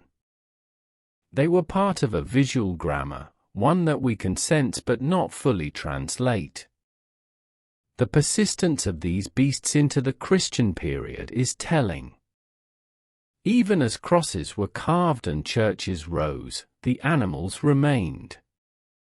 They may have been reinterpreted, the eagle as St. John, the serpent as evil or healing, but they were not removed.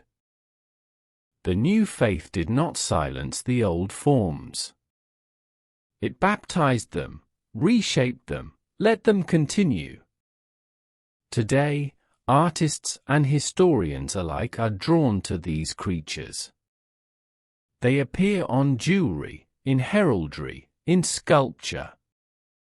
They have been revived not through understanding, but through fascination, their mystery a source of inspiration. In their silence, the animals speak. They tell of a people who saw the world not in prose, but in symbol. Who honored the living and the mythic together. Who left behind not a book, but a bestiary. And in every eye carved in stone, in every sinew shaped with care, in every curling tail and beak, the soul of Pictland lingers. To understand the full reach of the Picts, one must look not only to the forests and hills of the mainland, but out across the sea, to the Orkneys, the Shetlands, and the Western Isles. These island chains, scattered like stepping stones across the northern waters, were not distant outposts.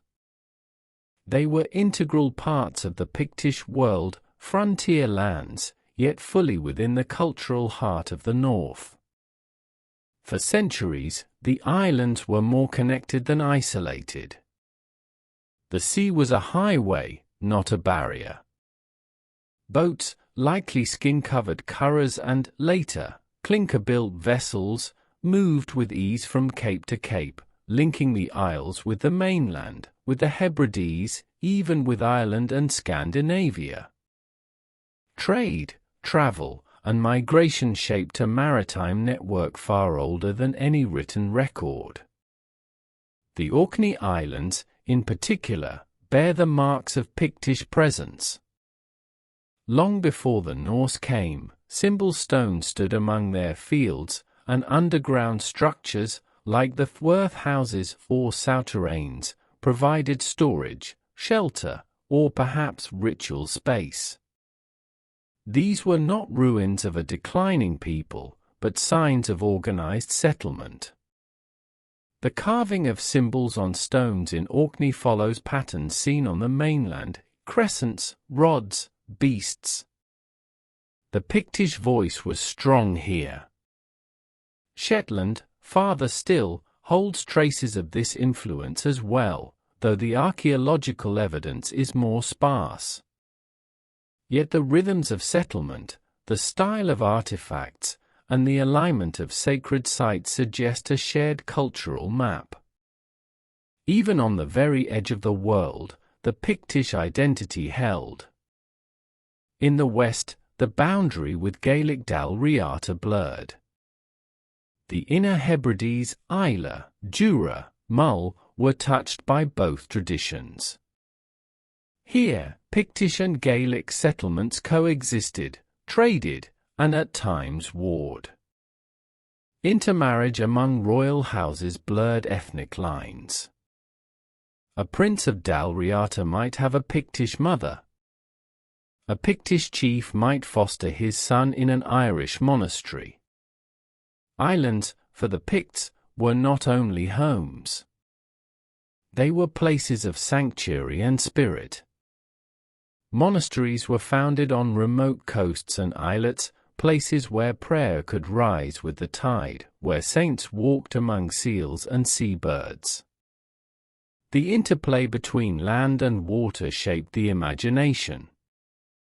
Crosses were carved on headlands. Beasts were etched near harbors.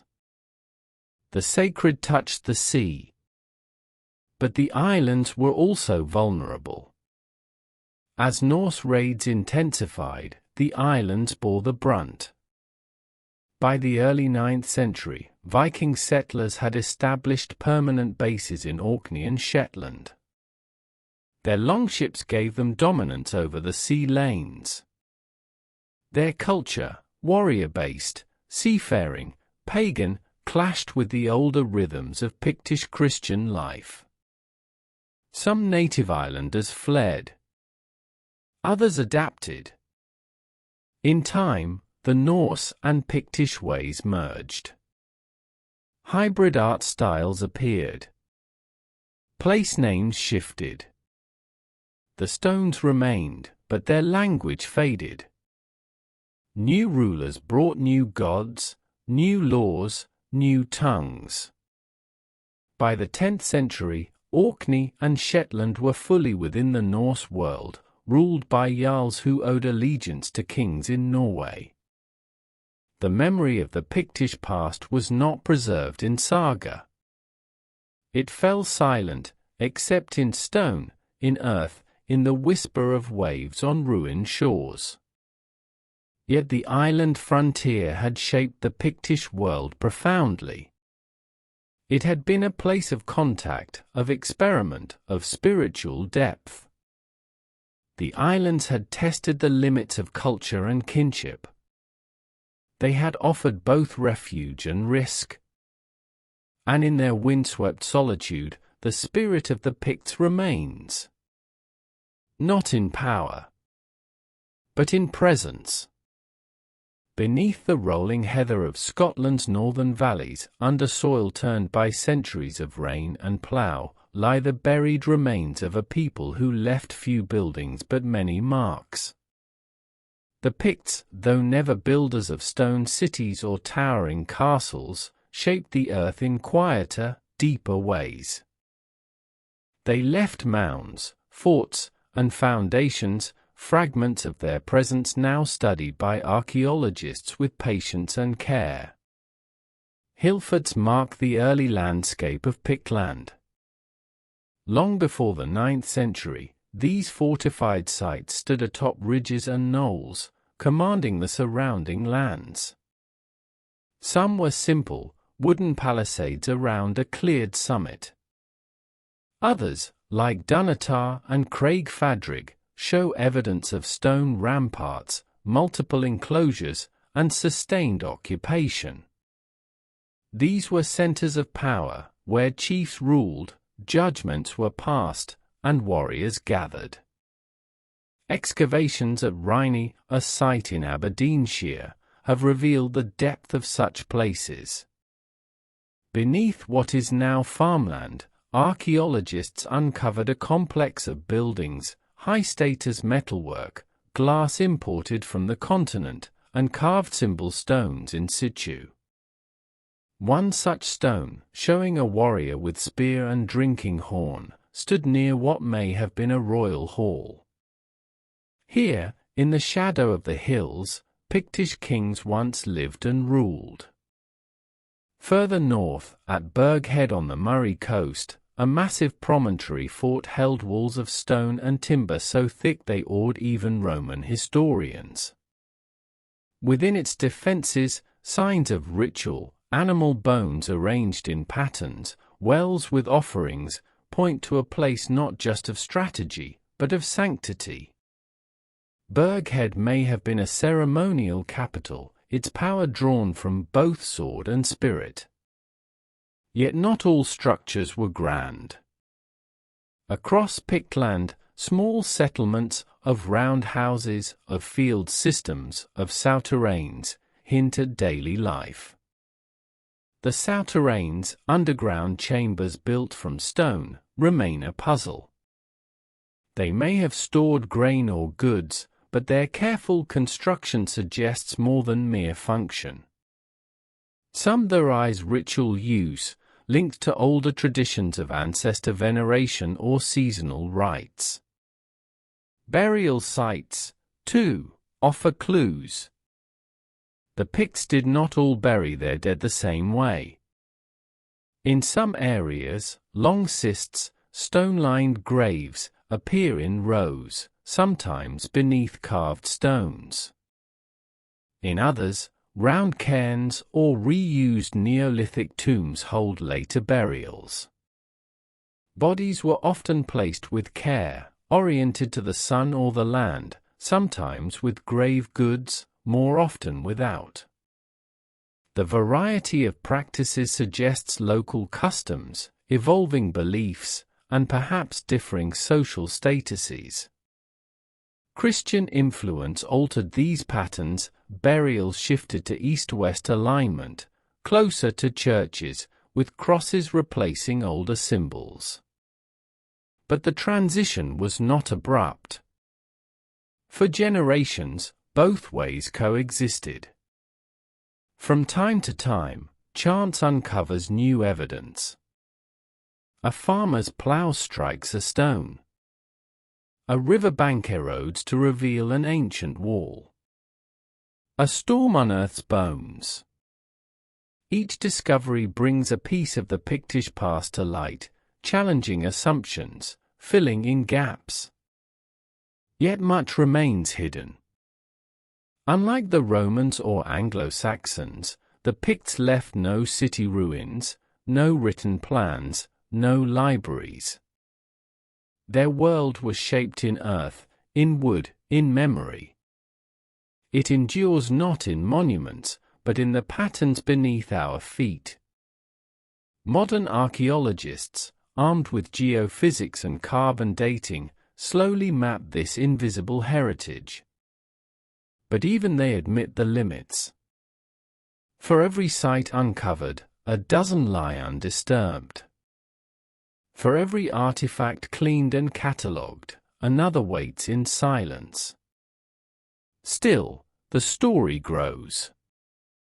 With each excavation, the image of the Picts becomes clearer, not as a vanished race, but as a people rooted deeply in their land, who built not for spectacle, but for strength and continuity. They are there still, beneath the hills, among the stones, in the rhythm of place and path. Waiting to be seen. Remembered. In the long centuries of Pictish history, war was never far away. It shaped their politics, tested their alliances, and forged their kings. From the earliest tribal skirmishes to the coordinated defenses against Norse raids, the path of the warrior ran deep through Pictish society, not glorified as endless conquest, but honored as duty, survival, and the defense of kin. The Picts did not maintain a standing army.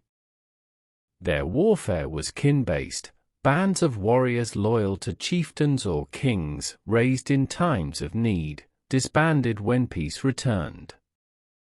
These warbands moved swiftly, knew the land, and fought with a tenacity shaped by generations of training and memory.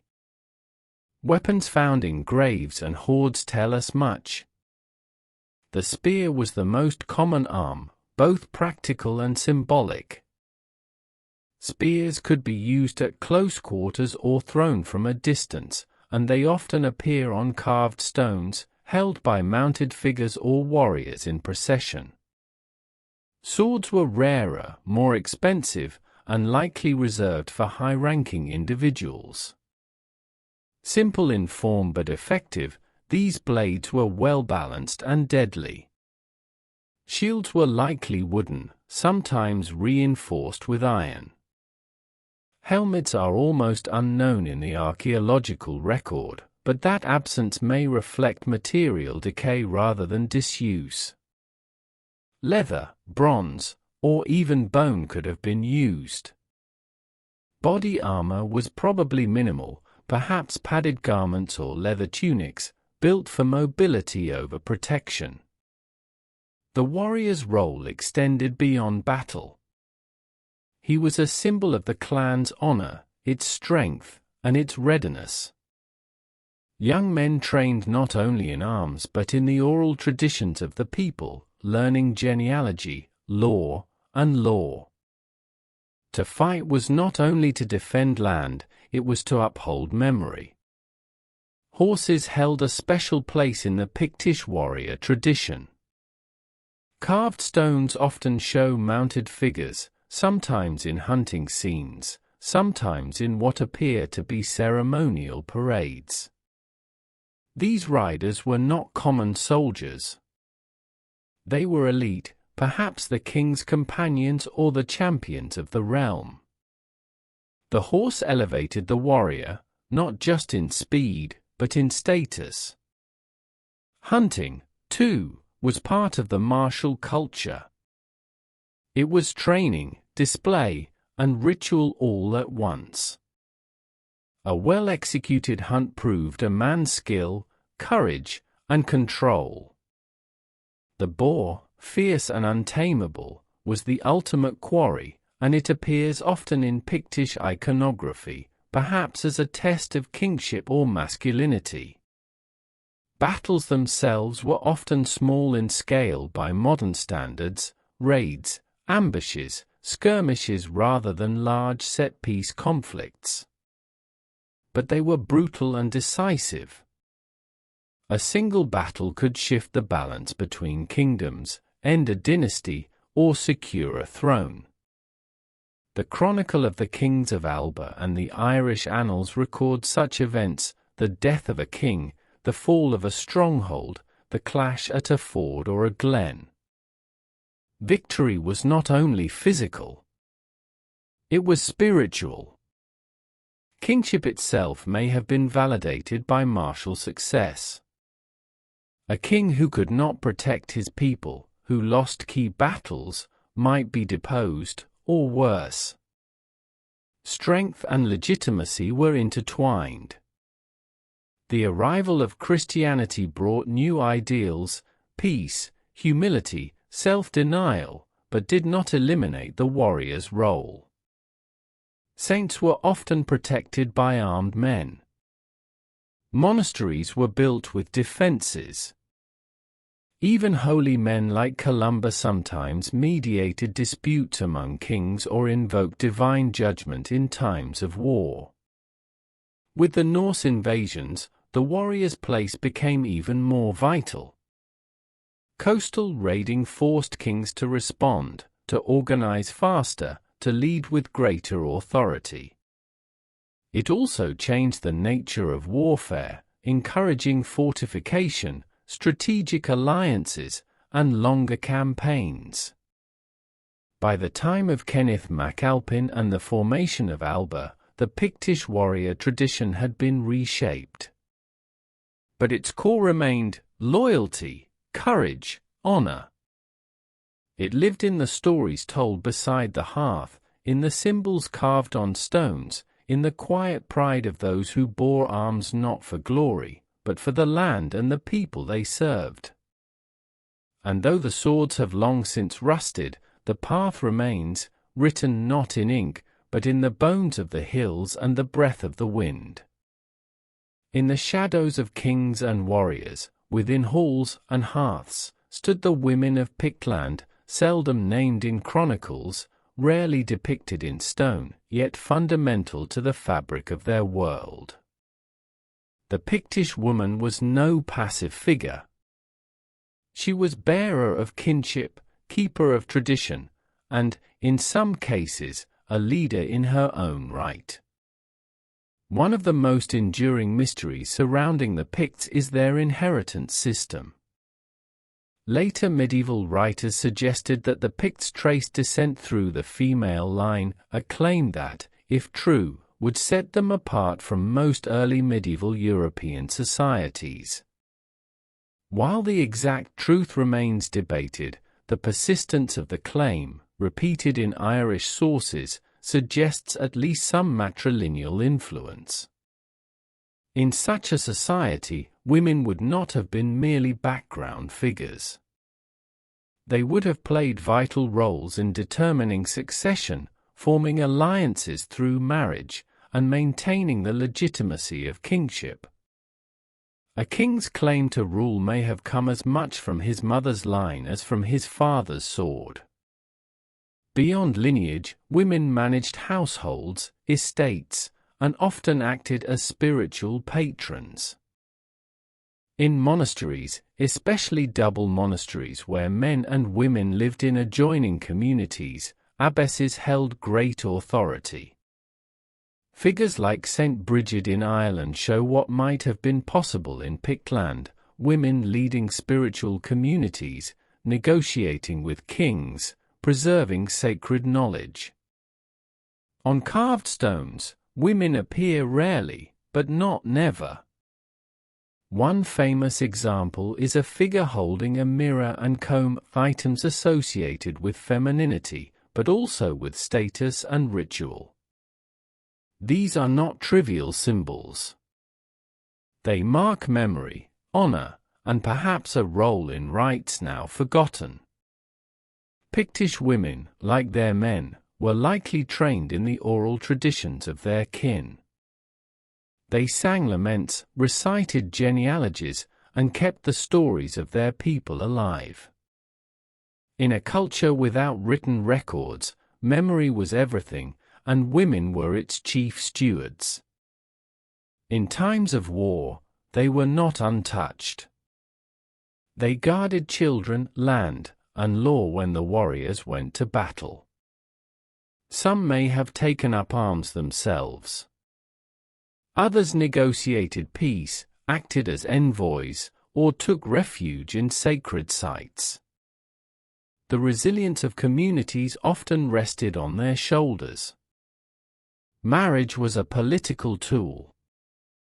Noble women were married across kingdoms to seal treaties, bind allies, or absorb rivals. Their children inherited claims from both parents, and in a system that valued maternal descent, their importance was magnified. A queen was not merely a wife, she was the vessel of legitimacy, the nexus of lineage. Healing, too, was a woman's domain. Though few records survive, folk practices, herbal knowledge, and midwifery would have been passed down through generations. Women were the first doctors, their remedies grown in gardens and remembered in chants. Christianity brought new roles and new challenges. It venerated virginity and martyrdom, idealized Mary and the saints, yet often limited the authority women once held. Even so, women found space in the church, as nuns, as donors, as protectors of relics. Their names are rare, but their presence can be inferred from the stones raised in their honor, the dedications left at wells and chapels. The Pictish woman remains a figure mostly seen through veils, glimpsed in symbol, inferred from structure, remembered in silence. Yet without her, the story falters. She was not beside the path. She was part of it. And though her name may not be carved in stone, her hand shaped the life of a people, steady, unseen, enduring. Across the highlands and glens of Pictland, water flowed not only through valleys and down mountainsides, but through the imagination. Springs, wells, and streams were not merely sources of life, they were places of power. For the Picts, water was sacred, it healed, it remembered, and it connected this world to the next. Long before the arrival of Christianity, the people of the north revered water. Springs bubbling from the earth were seen as gifts from below, not just useful, but mysterious. Their constancy, their clarity, and the sound of their movement made them natural places for prayer and offering. At many of these sites, archaeologists have found traces of ritual, small deposits of metal, bones, or crafted objects. These were not casual losses, but deliberate acts, gifts to the spirits believed to dwell within. The well was both mouth and mirror, a way to speak to the unseen and to glimpse one's reflection in the same breath. Some of these sites continued into the Christian era with new meanings layered upon the old. Springs became holy wells. Spirits gave way to saints. But the reverent remained. Pilgrims came, not always in search of relics, but to drink, to bathe, to leave tokens, ribbons, coins, whispered prayers. The water was still sacred. Place names tell part of the story.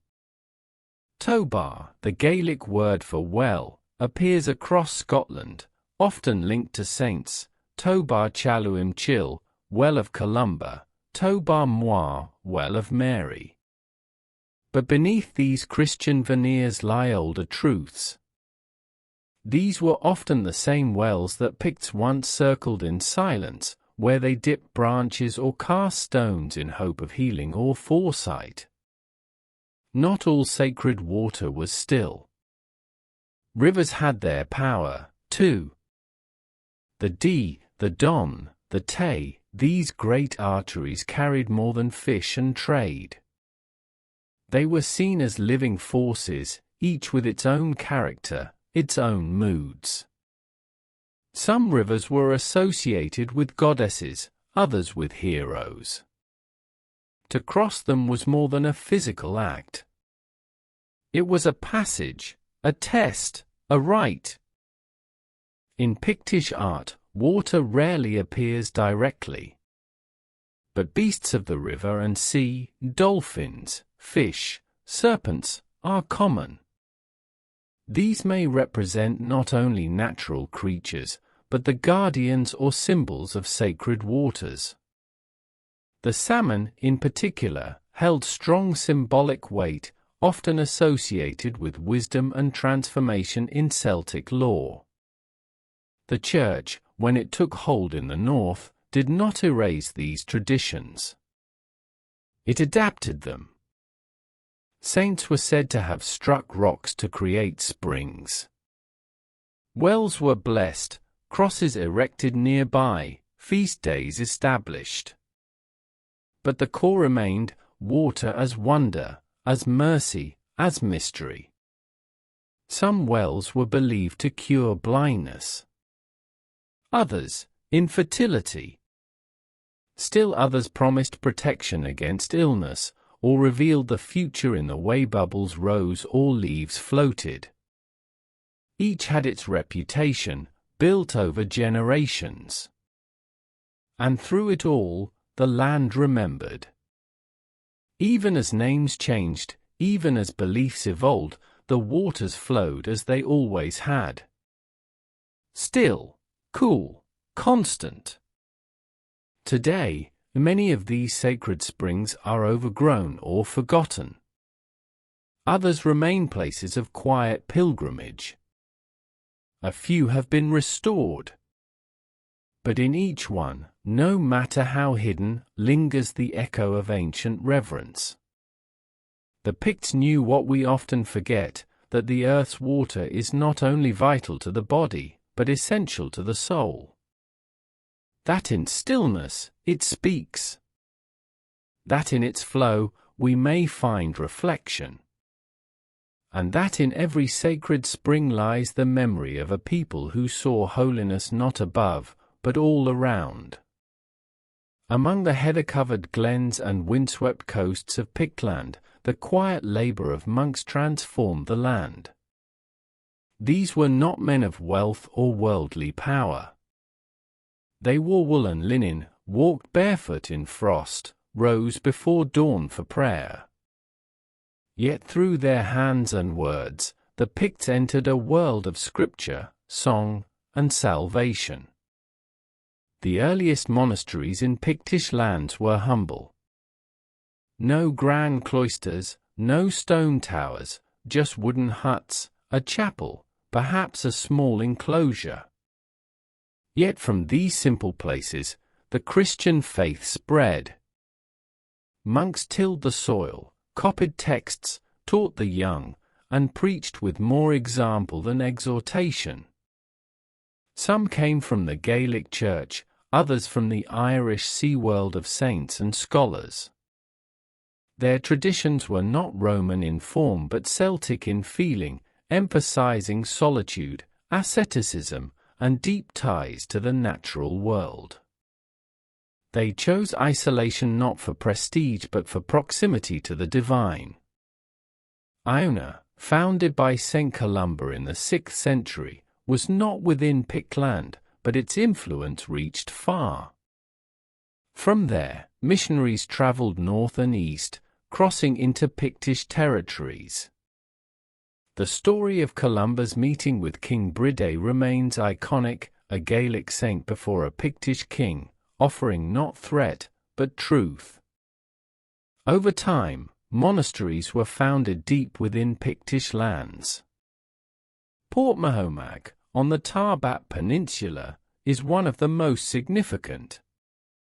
Excavations revealed a scriptorium, evidence of vellum preparation, metalworking, and intricate stone carving. Here, in the far north, monks copied sacred texts and created illuminated manuscripts, now lost to time but echoed in the fragments left behind. Elsewhere, places like Abernethy, Monofeith, and Rhystenneth bore witness to similar activity. Each site, small in modern terms, held great spiritual weight. They became centers of learning and authority, their influence reaching into royal courts and village fields alike. The monastic day was divided by bells. Before sunrise, monks gathered for matins, chanting psalms in the dark. Then came work, in fields, in workshops, in scriptoria. Meals were simple: bread, porridge, perhaps fish or herbs. The hours were marked by prayer, not by the sun. Silence was frequent, and speech, when allowed, was measured. Monks were not only clerics. They were craftsmen, scribes, and healers. They made ink from oak galls, pens from reeds, and pigments from minerals. A single gospel might take months to produce, each page a labor of devotion. Though no Pictish manuscripts survive intact, the quality of their carving and the structure of their monasteries suggest a tradition of excellence. Some monks were also missionaries, venturing into wild lands with only staff and satchel, preaching to chieftains and commoners. Others stayed behind, guarding relics, teaching children, tending the sick. They lived with humility but often died with honor. A monk who copied the gospel was revered. One who founded a monastery might be named a saint. Their graves became places of pilgrimage. Their names, passed down, adorned churches and springs. The Norse raids brought fire to many of these quiet places. Port Mahomac was burned. Other sites were abandoned. Yet some endured, adapted, rebuilt. And even where stone was broken, the memory remained. In the broader story of the Picts, the monks hold a special place. They did not wield swords, yet they shaped kings. They did not raise armies, yet they protected the soul of a people. Through their chants and carvings, their teachings and prayers, they helped guide Pictland through one of its most profound transformations.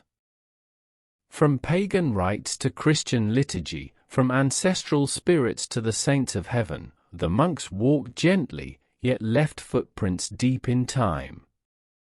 As the Picts embraced Christianity, their art did not retreat, it evolved. Where once only mysterious symbols and beasts adorned their stones, now the cross appeared, strong and central. But unlike the stark cruciforms of other lands, the Pictish cross was not a sign of conquest. It was a continuation, a sacred shape layered upon older traditions. This synthesis is most visible in the so-called Class II stones, monuments carved with both Pictish symbols and overt Christian imagery. On one side, a grand cross, often filled with interlaced patterns, spirals, and knotwork. On the other, the familiar figures, the crescent and V-rod, the double disc, the beast, the mirror and comb. There was no attempt to erase the past. Instead, it was carried forward, made sacred in a new way. These stones stood not only as markers of faith, but as declarations of continuity. The new belief did not destroy the old identity. Rather, it absorbed and transfigured it. The Picts had not abandoned themselves. They had reimagined what it meant to be a people of God. Some stones show more explicit Christian scenes. On the Duppling cross, a rider, possibly a king, sits proud, his authority framed within a Christian worldview.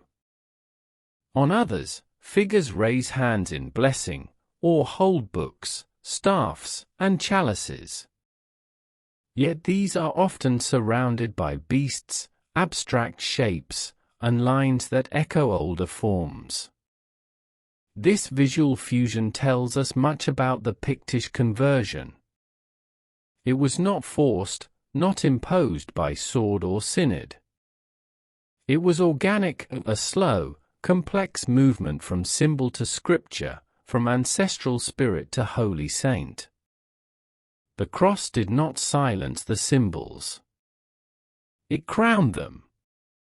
Some scholars believe that this blend reflects a uniquely Pictish theology, one that saw no conflict between nature and heaven, between memory and scripture. The cross was not just a mark of death and resurrection.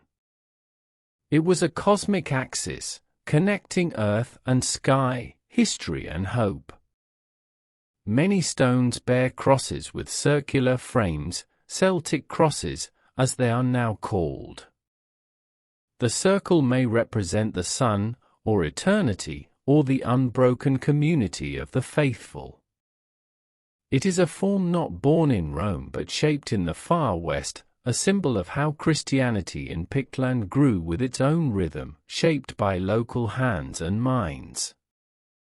The sites where these stones were raised were not random. Many stood near monasteries, or on ancient routes, or at boundary points between territories. They marked presence, protection, and pilgrimage. A cross carved on a ridge was not only a religious sign. It was a declaration: here is a place of peace, a house of God, a memory held in stone.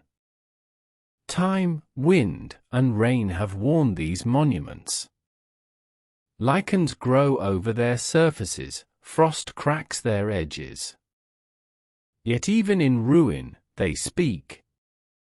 Their patterns, even half erased, still carry the weight of meaning. In museums and under glass, some are preserved. But others remain where they were first planted, in fields, on moors, beside forgotten chapels. Pilgrims still come, though now they wear modern shoes and carry cameras. Yet their gaze, their silence, is not so different from those who came before. The Picts carved their faith into stone, but not in isolation. They placed the cross among the crescent, the sacred among the known. They told a story not of abandonment, but of integration. In the end, their cross was not just Roman or Irish or Gaelic. It was Pictish. And it endures. In the quiet glens and coastal edges of ancient Pictland, saints once walked, not kings of armies, but kings of prayer. Their names, etched faintly into local memory, bring with them echoes of healing, of solitude, of sacred fire. Though the Picts themselves left few written records, the lives of these saints were remembered by those who followed, told in whispers, in chants, in stone. Saint Ninian is often named among the first. Said to have preached from Whithorn, his influence touched the southern Picts. Though historical certainty around him is thin, the reverence for his name, found in wells, chapels, and traditions, suggests a figure of real spiritual power. Ninian, to the people of the North, was not just a preacher. He was a founder, a builder of bridges between older ways and new light. Then came Columba, Columcille, born of Irish nobility, fierce in youth, tempered by grace. He crossed the sea to Iona, but his mission did not end there. From that small isle, his monks reached out, crossing into the heart of Pictland. The famous tale of his visit to King Bride near Inverness marks a turning point, a meeting of faith and sovereignty, of new hope and old strength. Bride, impressed not only by Columba's miracles but by his presence, opened his kingdom's doors. Christianity spread, not by fire, but by invitation. The Pictish saints who followed walked paths cleared by such encounters. Figures like Saint Drosten, a companion of Columba, founded monasteries in the northeast. At Deer, his name would later be remembered in a Latin Gospel book, one of the few texts to preserve early Gaelic in Scotland, hinting at a continuity of memory from Pict to Scot. St. Fergus, a wandering bishop, travelled through Strathern and Bacon, founding churches, blessing wells. His memory is strong in Aberdeenshire, where chapels still bear his name. St. Triduana, a holy woman, settled near Restalrig. She was famed for healing blindness, a gift tied to her suffering, a life turned toward others. And then there were saints whose names are now barely legible, hidden in old stone inscriptions, half lost in local dialects. They were abbots and recluses, mothers of monasteries and fathers of fields. Their miracles were not thunderous, but tender, a healed child, a fruitful harvest, a storm stilled by prayer. In the Pictish landscape, their shrine stood modest. No gilded altars, no marble colonnades. But their memory was rooted in place, in a spring, a cave, a low hill. Pilgrims came not for spectacle, but for closeness. A few words, a touch of water, a circle walked in silence. These saints were not untouched by the world. Some advised kings. Others intervened in feuds. But their power came not from arms or edicts, it came from their lives, shaped by prayer, grounded in soil, open to the divine. Even after the Norse came, and the Gaelic kingdom grew, these saints remained. Their names adorned parishes, their feast days entered the calendar. And though their languages changed, their places held the same holiness. The Church of the Picts was not centralized, not codified by Rome until much later. It grew like wild heather, local, resilient, adapted to the land. Its saints were native, woven into the daily breath of the people. They are remembered still. Not always clearly. Sometimes only in a name carved on a mossy stone, or in a ruined chapel beside a burn. But in every such place, a presence lingers, gentle, steady, unshaken by time. The saints of Pictland did not vanish. They remained in silence, in stone, in prayer. And in the hearts of those who walked where they once walked, they rise again. As the centuries passed and the name of Picts slipped quietly from chronicles, the memory of the painted people endured, not as myth, but as presence. It lived on in stones that refused to fall, in the turns of rivers, in the patterns of belief and place. Though their tongue fell silent, and their kingdoms dissolved into larger unions, the legacy of the Picts remained, subtle, resilient, woven into the Scottish soul. They were once known for their skin. The name Picti, given by Romans, meant painted ones. Some believe it referred to tattoos, others to battle pigments or ritual markings. Though no definite evidence survives, the image remains potent, a people marked by identity, by tradition, by meaning carried on the very body. This idea of the painted, the expressive, the symbolic, extends far beyond skin. It is etched into how the Picts saw their world. Their art was not decorative, but declarative. Their symbols were not idle, but alive. To them, every mark meant something, even if that meaning is now obscured. They carved not only what they saw, but what they believed.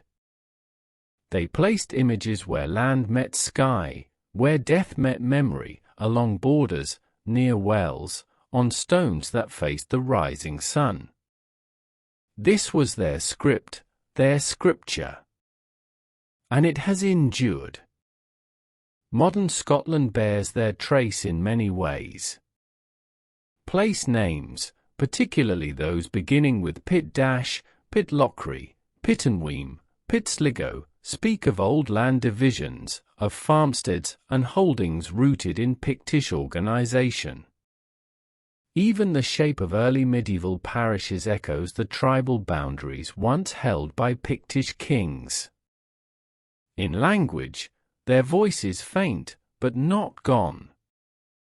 Though Pictish itself vanished, it shaped the sounds and structures of the Gaelic that replaced it. Words were borrowed, patterns preserved. The linguistic soil of Scotland is richer for the Picts' hidden roots. Their influence also lived on through blood. The royal lines of Alba, and later Scotland, trace descent not only through Scots of Dalriata but through Pictish queens and kings. Matrilineal traditions, once strong among the Picts, continued subtly, influencing inheritance and identity long after formal systems changed. And their spiritual legacy, the quiet holiness of place, the reverence for water, the blending of symbol and scripture, can still be felt. Pilgrims walk to wells named for saints born of Pictish land. Crosses still rise from fields where once only symbols stood. In art, too, the echo remains. The intricate interlace of medieval Scottish carving has roots in Pictish forms. The way animals twist and spiral in heraldic devices owes much to the beasts once carved in sandstone and schist. Even in the illuminated pages of later monasteries, the ghost of Pictish geometry flickers.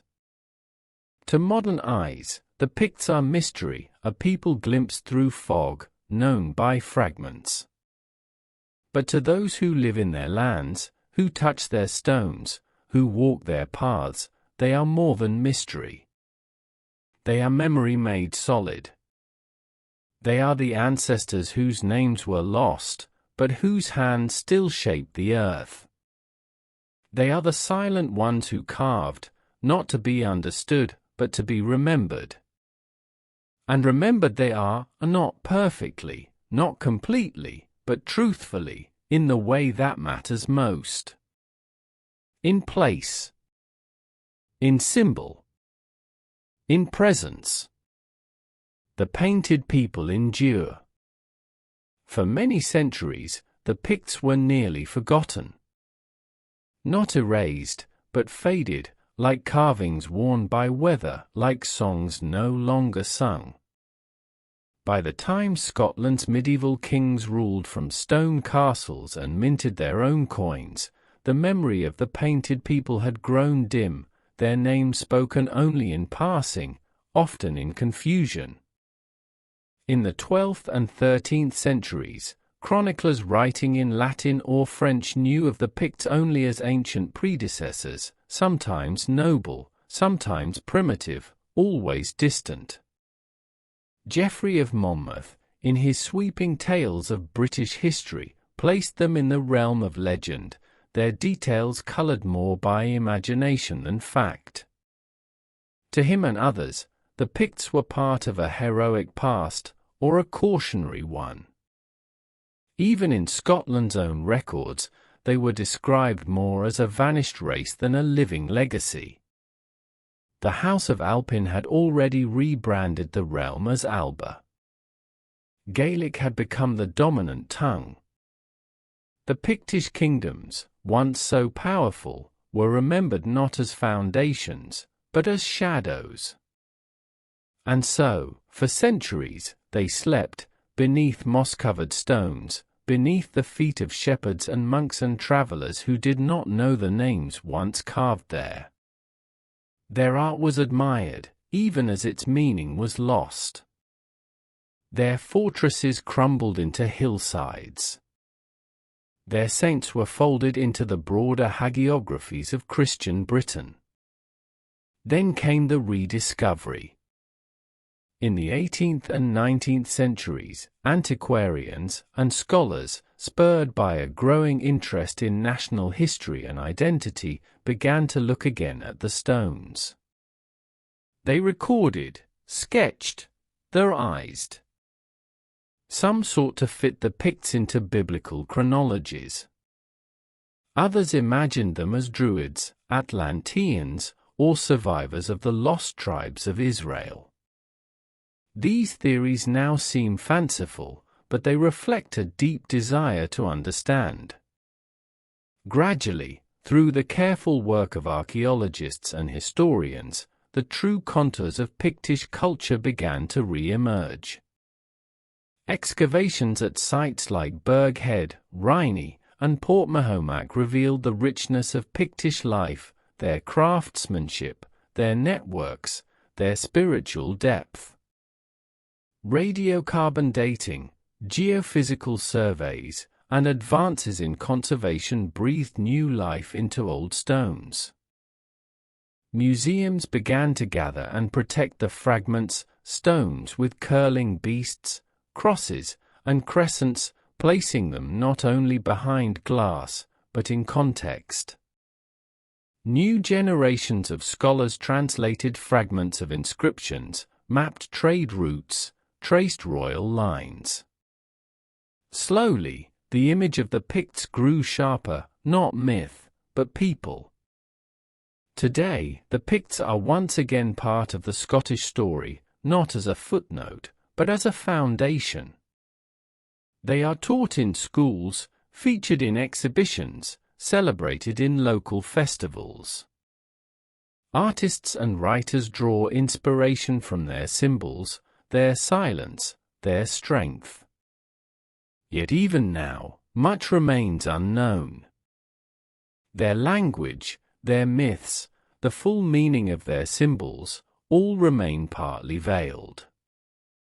But perhaps that, too, is fitting. The Picts remind us that history is not only what we know, but what we seek to know. They are an invitation to wonder, to dig, to imagine responsibly. Their rediscovery is not a resurrection. It is a recognition. A restoration of place, of voice, of presence. And in that act of remembering, we do not only bring the Picts back to light. We bring ourselves closer to the roots of the land, and to the truth that no people, no matter how silent, is ever truly lost. In the far reaches of Pictland, where the land meets the sea in cold splendor, and the light comes long and low, a different kind of history endures.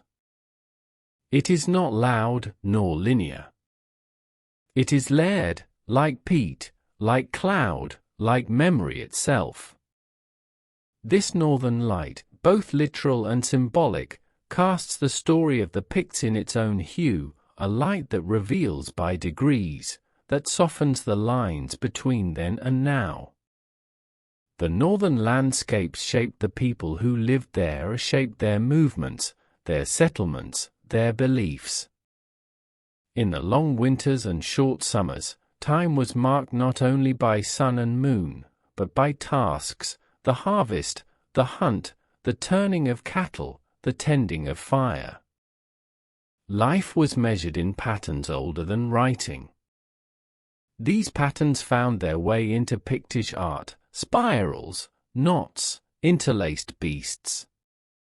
Not simply decoration, but visual echoes of the world around them, rivers winding through valleys, roots twisting underground, stars circling overhead. The Picts lived in rhythm with these things, and their hands remembered them. In this northern realm, light was never taken for granted.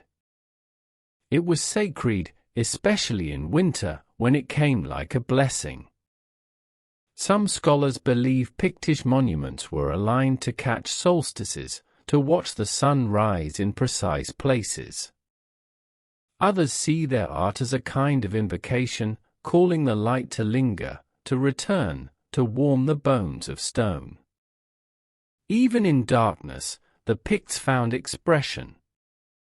Many carved stones were not placed in open fields, but near sacred wells, under trees, by ancient tracks. Their placement was as meaningful as their message. They stood in quiet places, where reflection was possible, where the land itself seemed to listen. The northern climate also preserved what elsewhere might have vanished. In the damp soil of Orkney, in the highland mists, things endured: bone, wood, cloth impressions, even pigments. These remnants, fragile and rare, offer glimpses not only of survival, but of care, of how the Picts wrapped their dead, adorned their tools, shaped their space. They understood what it meant to live in a liminal zone, between land and sea, between darkness and light, between belief and becoming. Their world was neither harsh nor kind, but demanding. It asked of them patience, attention, balance. And in answer, they gave form to things unseen. To live in the northern light is to live with ambiguity, the kind that fosters wonder, not fear. The Picts did not rush to define everything. They carved symbols that invited interpretation, not instruction. They built lives where silence had meaning, where presence mattered more than permanence. This ethos still speaks. In the glow of low winter sun on a standing stone, in the hush of a ruined chapel at dusk, in the way mist moves over the sea, the northern light remains. It does not shout. It does not demand. It lingers. It reveals what we are willing to see. The Picts, too, remain there, and not as ghosts, but as part of the light itself. Though often thought of as isolated Highlanders and warriors, the Picts were also connected, deeply, broadly, and in ways that shaped their economy, culture, and politics. The sea and the rivers were their highways, the winds their guides. Trade was not a luxury, but a necessity, a lifeline to goods, ideas, and alliances beyond the hills. From the coasts of Murray to the estuaries of the Tay and the Forth, Pictish settlements sat astride crucial waterways. These were not mere villages, but bustling hubs where goods arrived, were crafted, and then moved on. Archaeological finds of Roman glassware, Mediterranean pottery, and continental metalwork attest to networks stretching far beyond Britain's shores.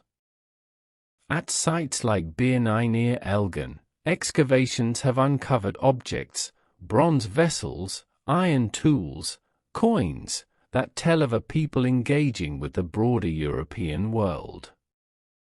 The Picts were consumers and producers, adapting foreign goods and fashions to local tastes. Imported items might be melted down, reshaped, or combined with native styles, creating new forms of art and utility.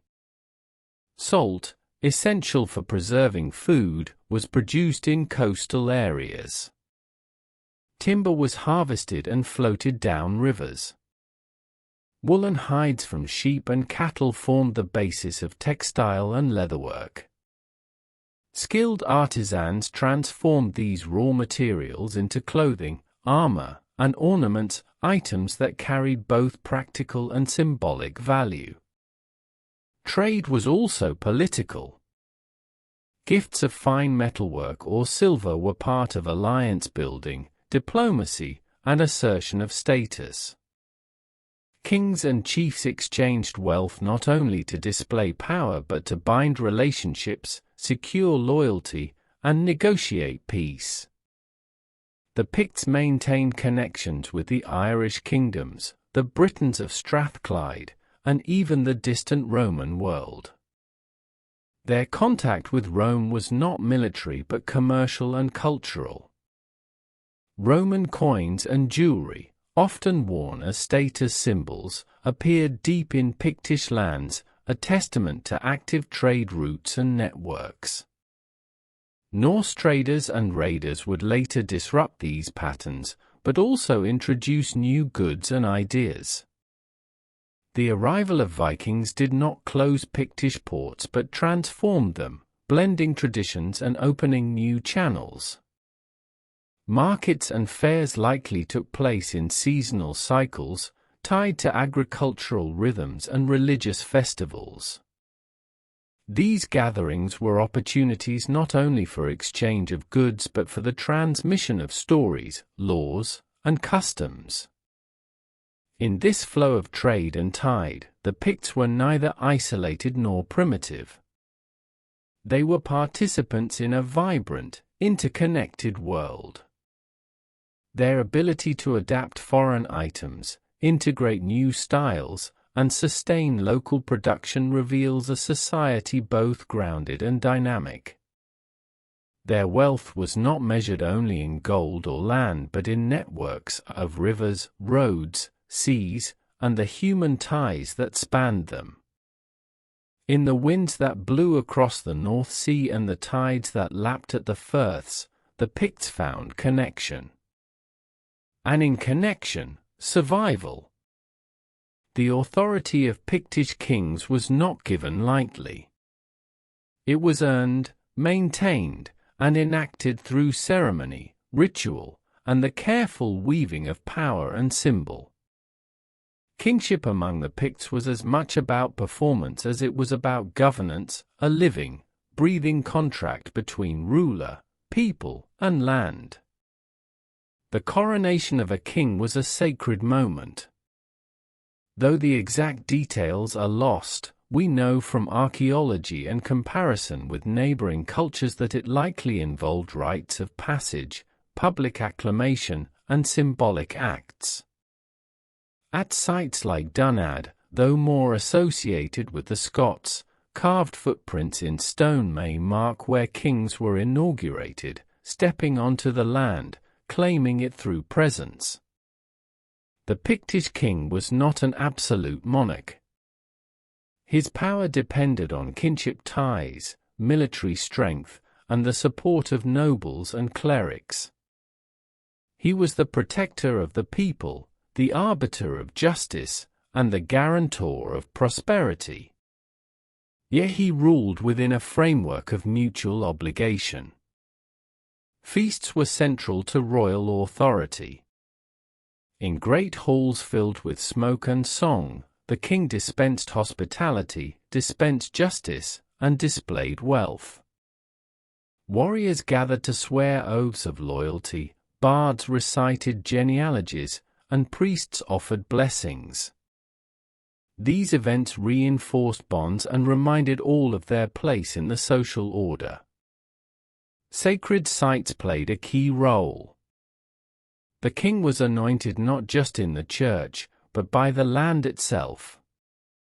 Stones, wells, and groves were part of the ritual landscape. The king's right to rule was linked to his relationship with the earth and ancestors. Some scholars argue that kingship was tied to fertility rites, symbolizing the health of the land and people. The matrilineal tradition, if practiced, added complexity. A king's legitimacy depended on his mother's lineage as much as his father's. This could require ceremony recognizing the queen or noble women, and emphasized the role of women in sustaining royal authority. Kings were also patrons of the church. As Christianity spread, their endorsement of monasteries and saints became part of their duty, reinforcing both spiritual and temporal power. In return, clergy provided counsel, literacy, and sanctification. Violence and politics often intertwined. Rival claimants might contest the throne. Battles were fought not only for land, but for legitimacy. The death of a king could plunge the kingdom into turmoil, with factions vying for power. Yet even in conflict, kingship was a symbol of continuity.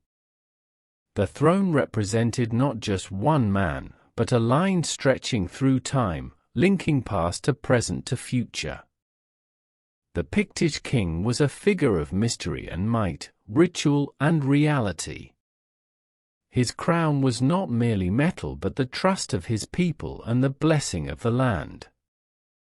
And through his reign, the story of the Picts was told anew, in symbol, in story, in stone. The land of the Picts was a tapestry of boundaries, physical, political, and spiritual. These borders shaped not only where people lived, but how they lived. They marked territories, defined kinship, and set the limits of power and identity. Natural features often formed the first lines. Rivers like the Tay and the Dee carved valleys that separated clans and kingdoms. Mountain ranges, bogs, and forests created natural defenses, while coastal shores opened routes for trade and travel. But boundaries were not only physical.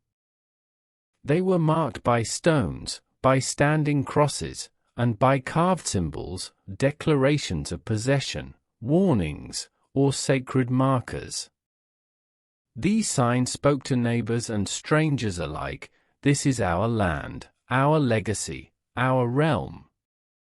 The many Pict-place names across eastern Scotland likely denote land divisions, farmsteads or estates recognized within larger territories. These designations reflected the social organization of the Picts, rooted in kinship and custom. At a larger scale, the territories of Pictish kingdoms were often fluid. Alliances, marriages, and conflicts shifted borders over time. Kings expanded or contracted their domains through war or diplomacy. But even when borders changed, the memory of old boundaries remained in place names, traditions, and ritual. Some boundaries had spiritual significance. Certain hills, rivers, or stones were believed to be guarded by spirits or ancestors. Crossing such borders could require ritual or blessing. The liminal space between one territory and another was often charged with meaning, a place of transition, negotiation, and sometimes danger. Roman sources spoke of tribes like the Caledonian Meti, marking political and cultural distinctions in the north. Later medieval chronicles recalled battles fought at river crossings and passes, the edges where worlds met. The Church also played a role in defining boundaries. Monastic lands were often protected by charters and crosses, creating zones of sanctuary. Parishes were carved out, their borders reflecting both civil and ecclesiastical control. In time, as the Kingdom of Alba formed, these boundaries became more fixed.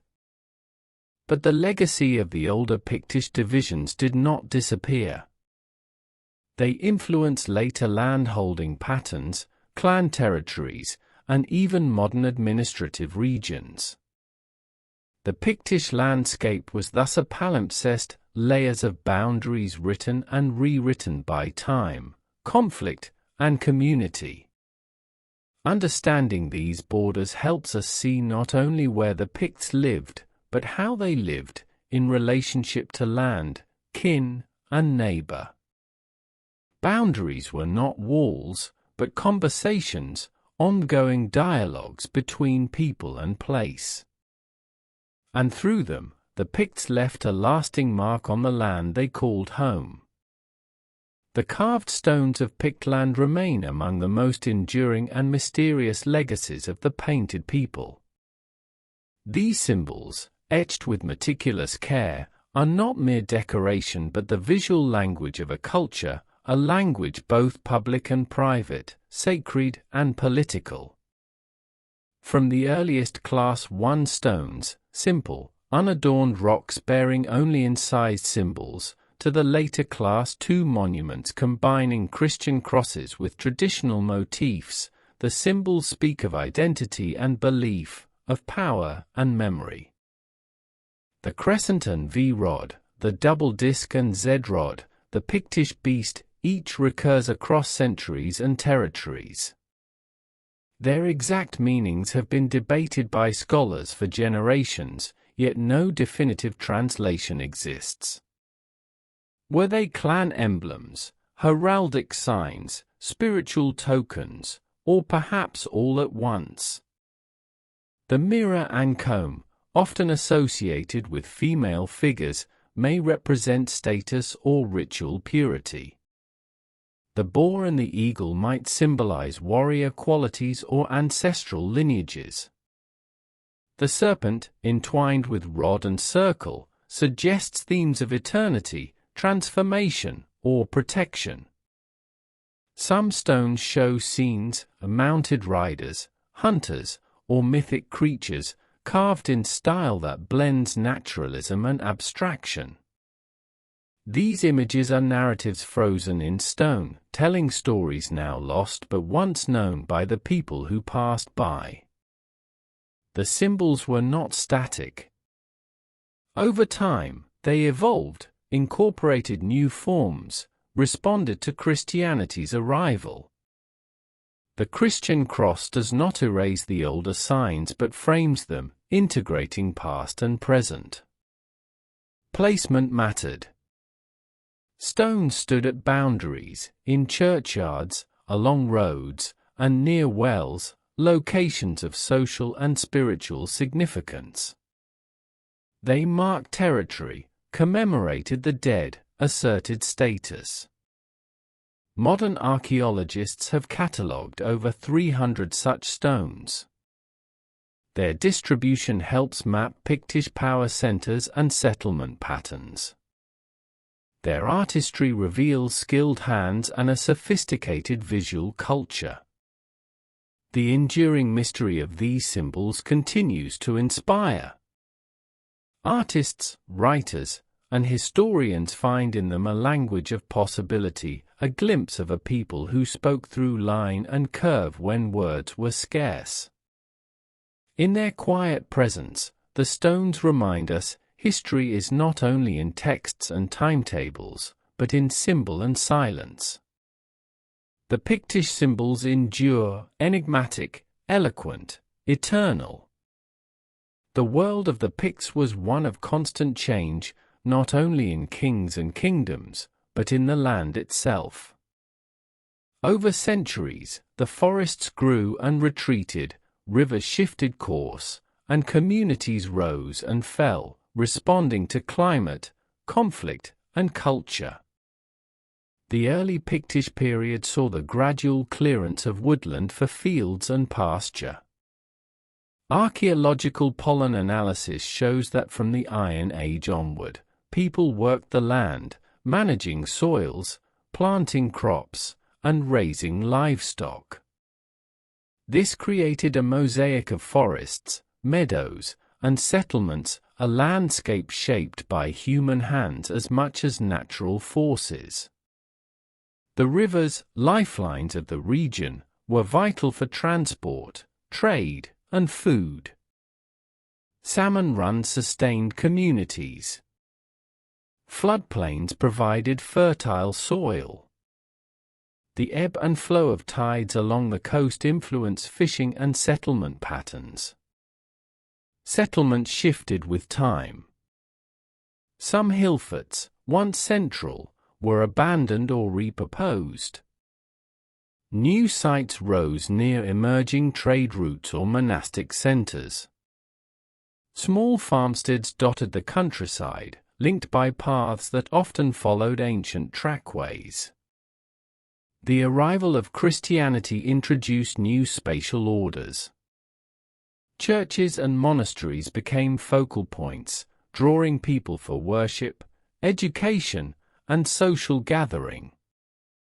Their presence altered patterns of movement and settlement. Norse invasions in the 9th century brought further change. Viking longships reached remote coasts and islands, establishing new centers of power and trade. In some places, Pictish and Norse communities merged, in others, the older culture receded. Despite these shifts, continuity persisted. Many place names retain Pictish origins. Ancient boundaries influence medieval parishes. Sacred wells and stones remain sites of local reverence. The land remembered its people, just as they remembered it. The Picts shaped the landscape, and it shaped them in return, a relationship of care, contest, and coexistence. Understanding this changing landscape reveals the resilience of Pictish culture, enduring through transformation and turmoil. The land and its people are intertwined, two stories told as one. As the Pictish era waned and the kingdom of Alba rose, the tradition of carving stones did not vanish immediately. Instead, it evolved, reaching a final flowering before fading into the medieval world. These last stones often combined Pictish symbols with Christian crosses and inscriptions in Latin or Gaelic. Their art was intricate, their message complex, blending old beliefs with new faith. They marked graves, boundaries, and places of worship, serving as public declarations of identity and devotion. Some of these stones were raised by kings and nobles who saw themselves as heirs to both Pictish and Gaelic traditions. Others commemorated saints or local leaders, linking earthly power to spiritual authority. Over time, the style shifted toward the fully Christianized art of medieval Scotland, with fewer Pictish symbols and more standardized iconography. The language of carving became more universal, reflecting the integration of cultures and the spread of written script. Many last stones survive in churchyards, museums, and remote fields, weathered but proud. Their presence speaks of a people negotiating change, honoring their past while embracing the future. They are the final verse in the long poem of Pictish art. Their stones tell of endings and beginnings, of cultures meeting and merging. And though the Pictish kings are no more, their carved legacy stands. Silent, steadfast, eternal. The story of the Picts is not one of simple endings, but of enduring presence. Though their name faded, their spirit remains, woven into the stones, the land, the culture of Scotland itself. To remember the Picts is to acknowledge a people who lived with strength and subtlety, who crafted symbols of power and belief, who faced the tides of change with resilience. They were not lost to history, but transformed, becoming part of the tapestry of peoples who shaped the British Isles. Their legacy is found in place names, in art, in the very DNA of the land. Today, as we walk among their standing stones, explore their ancient forts, or study their symbols, we reconnect with a past both mysterious and real. The Picts teach us about identity, how it is built, expressed, and preserved. They remind us that history is made not only by kings and battles, but by symbols carved in stone and stories passed in silence. In the painted stones and quiet hills of northern Scotland, their memory lingers, a voice soft but steady, speaking across time. To know the Picts is to know a chapter of human history that is rich, complex, and deeply human. They were the painted people, a people who marked the land, who shaped their destiny, and whose story still waits to be fully told. And in remembering them, we remember the enduring spirit of all those who came before.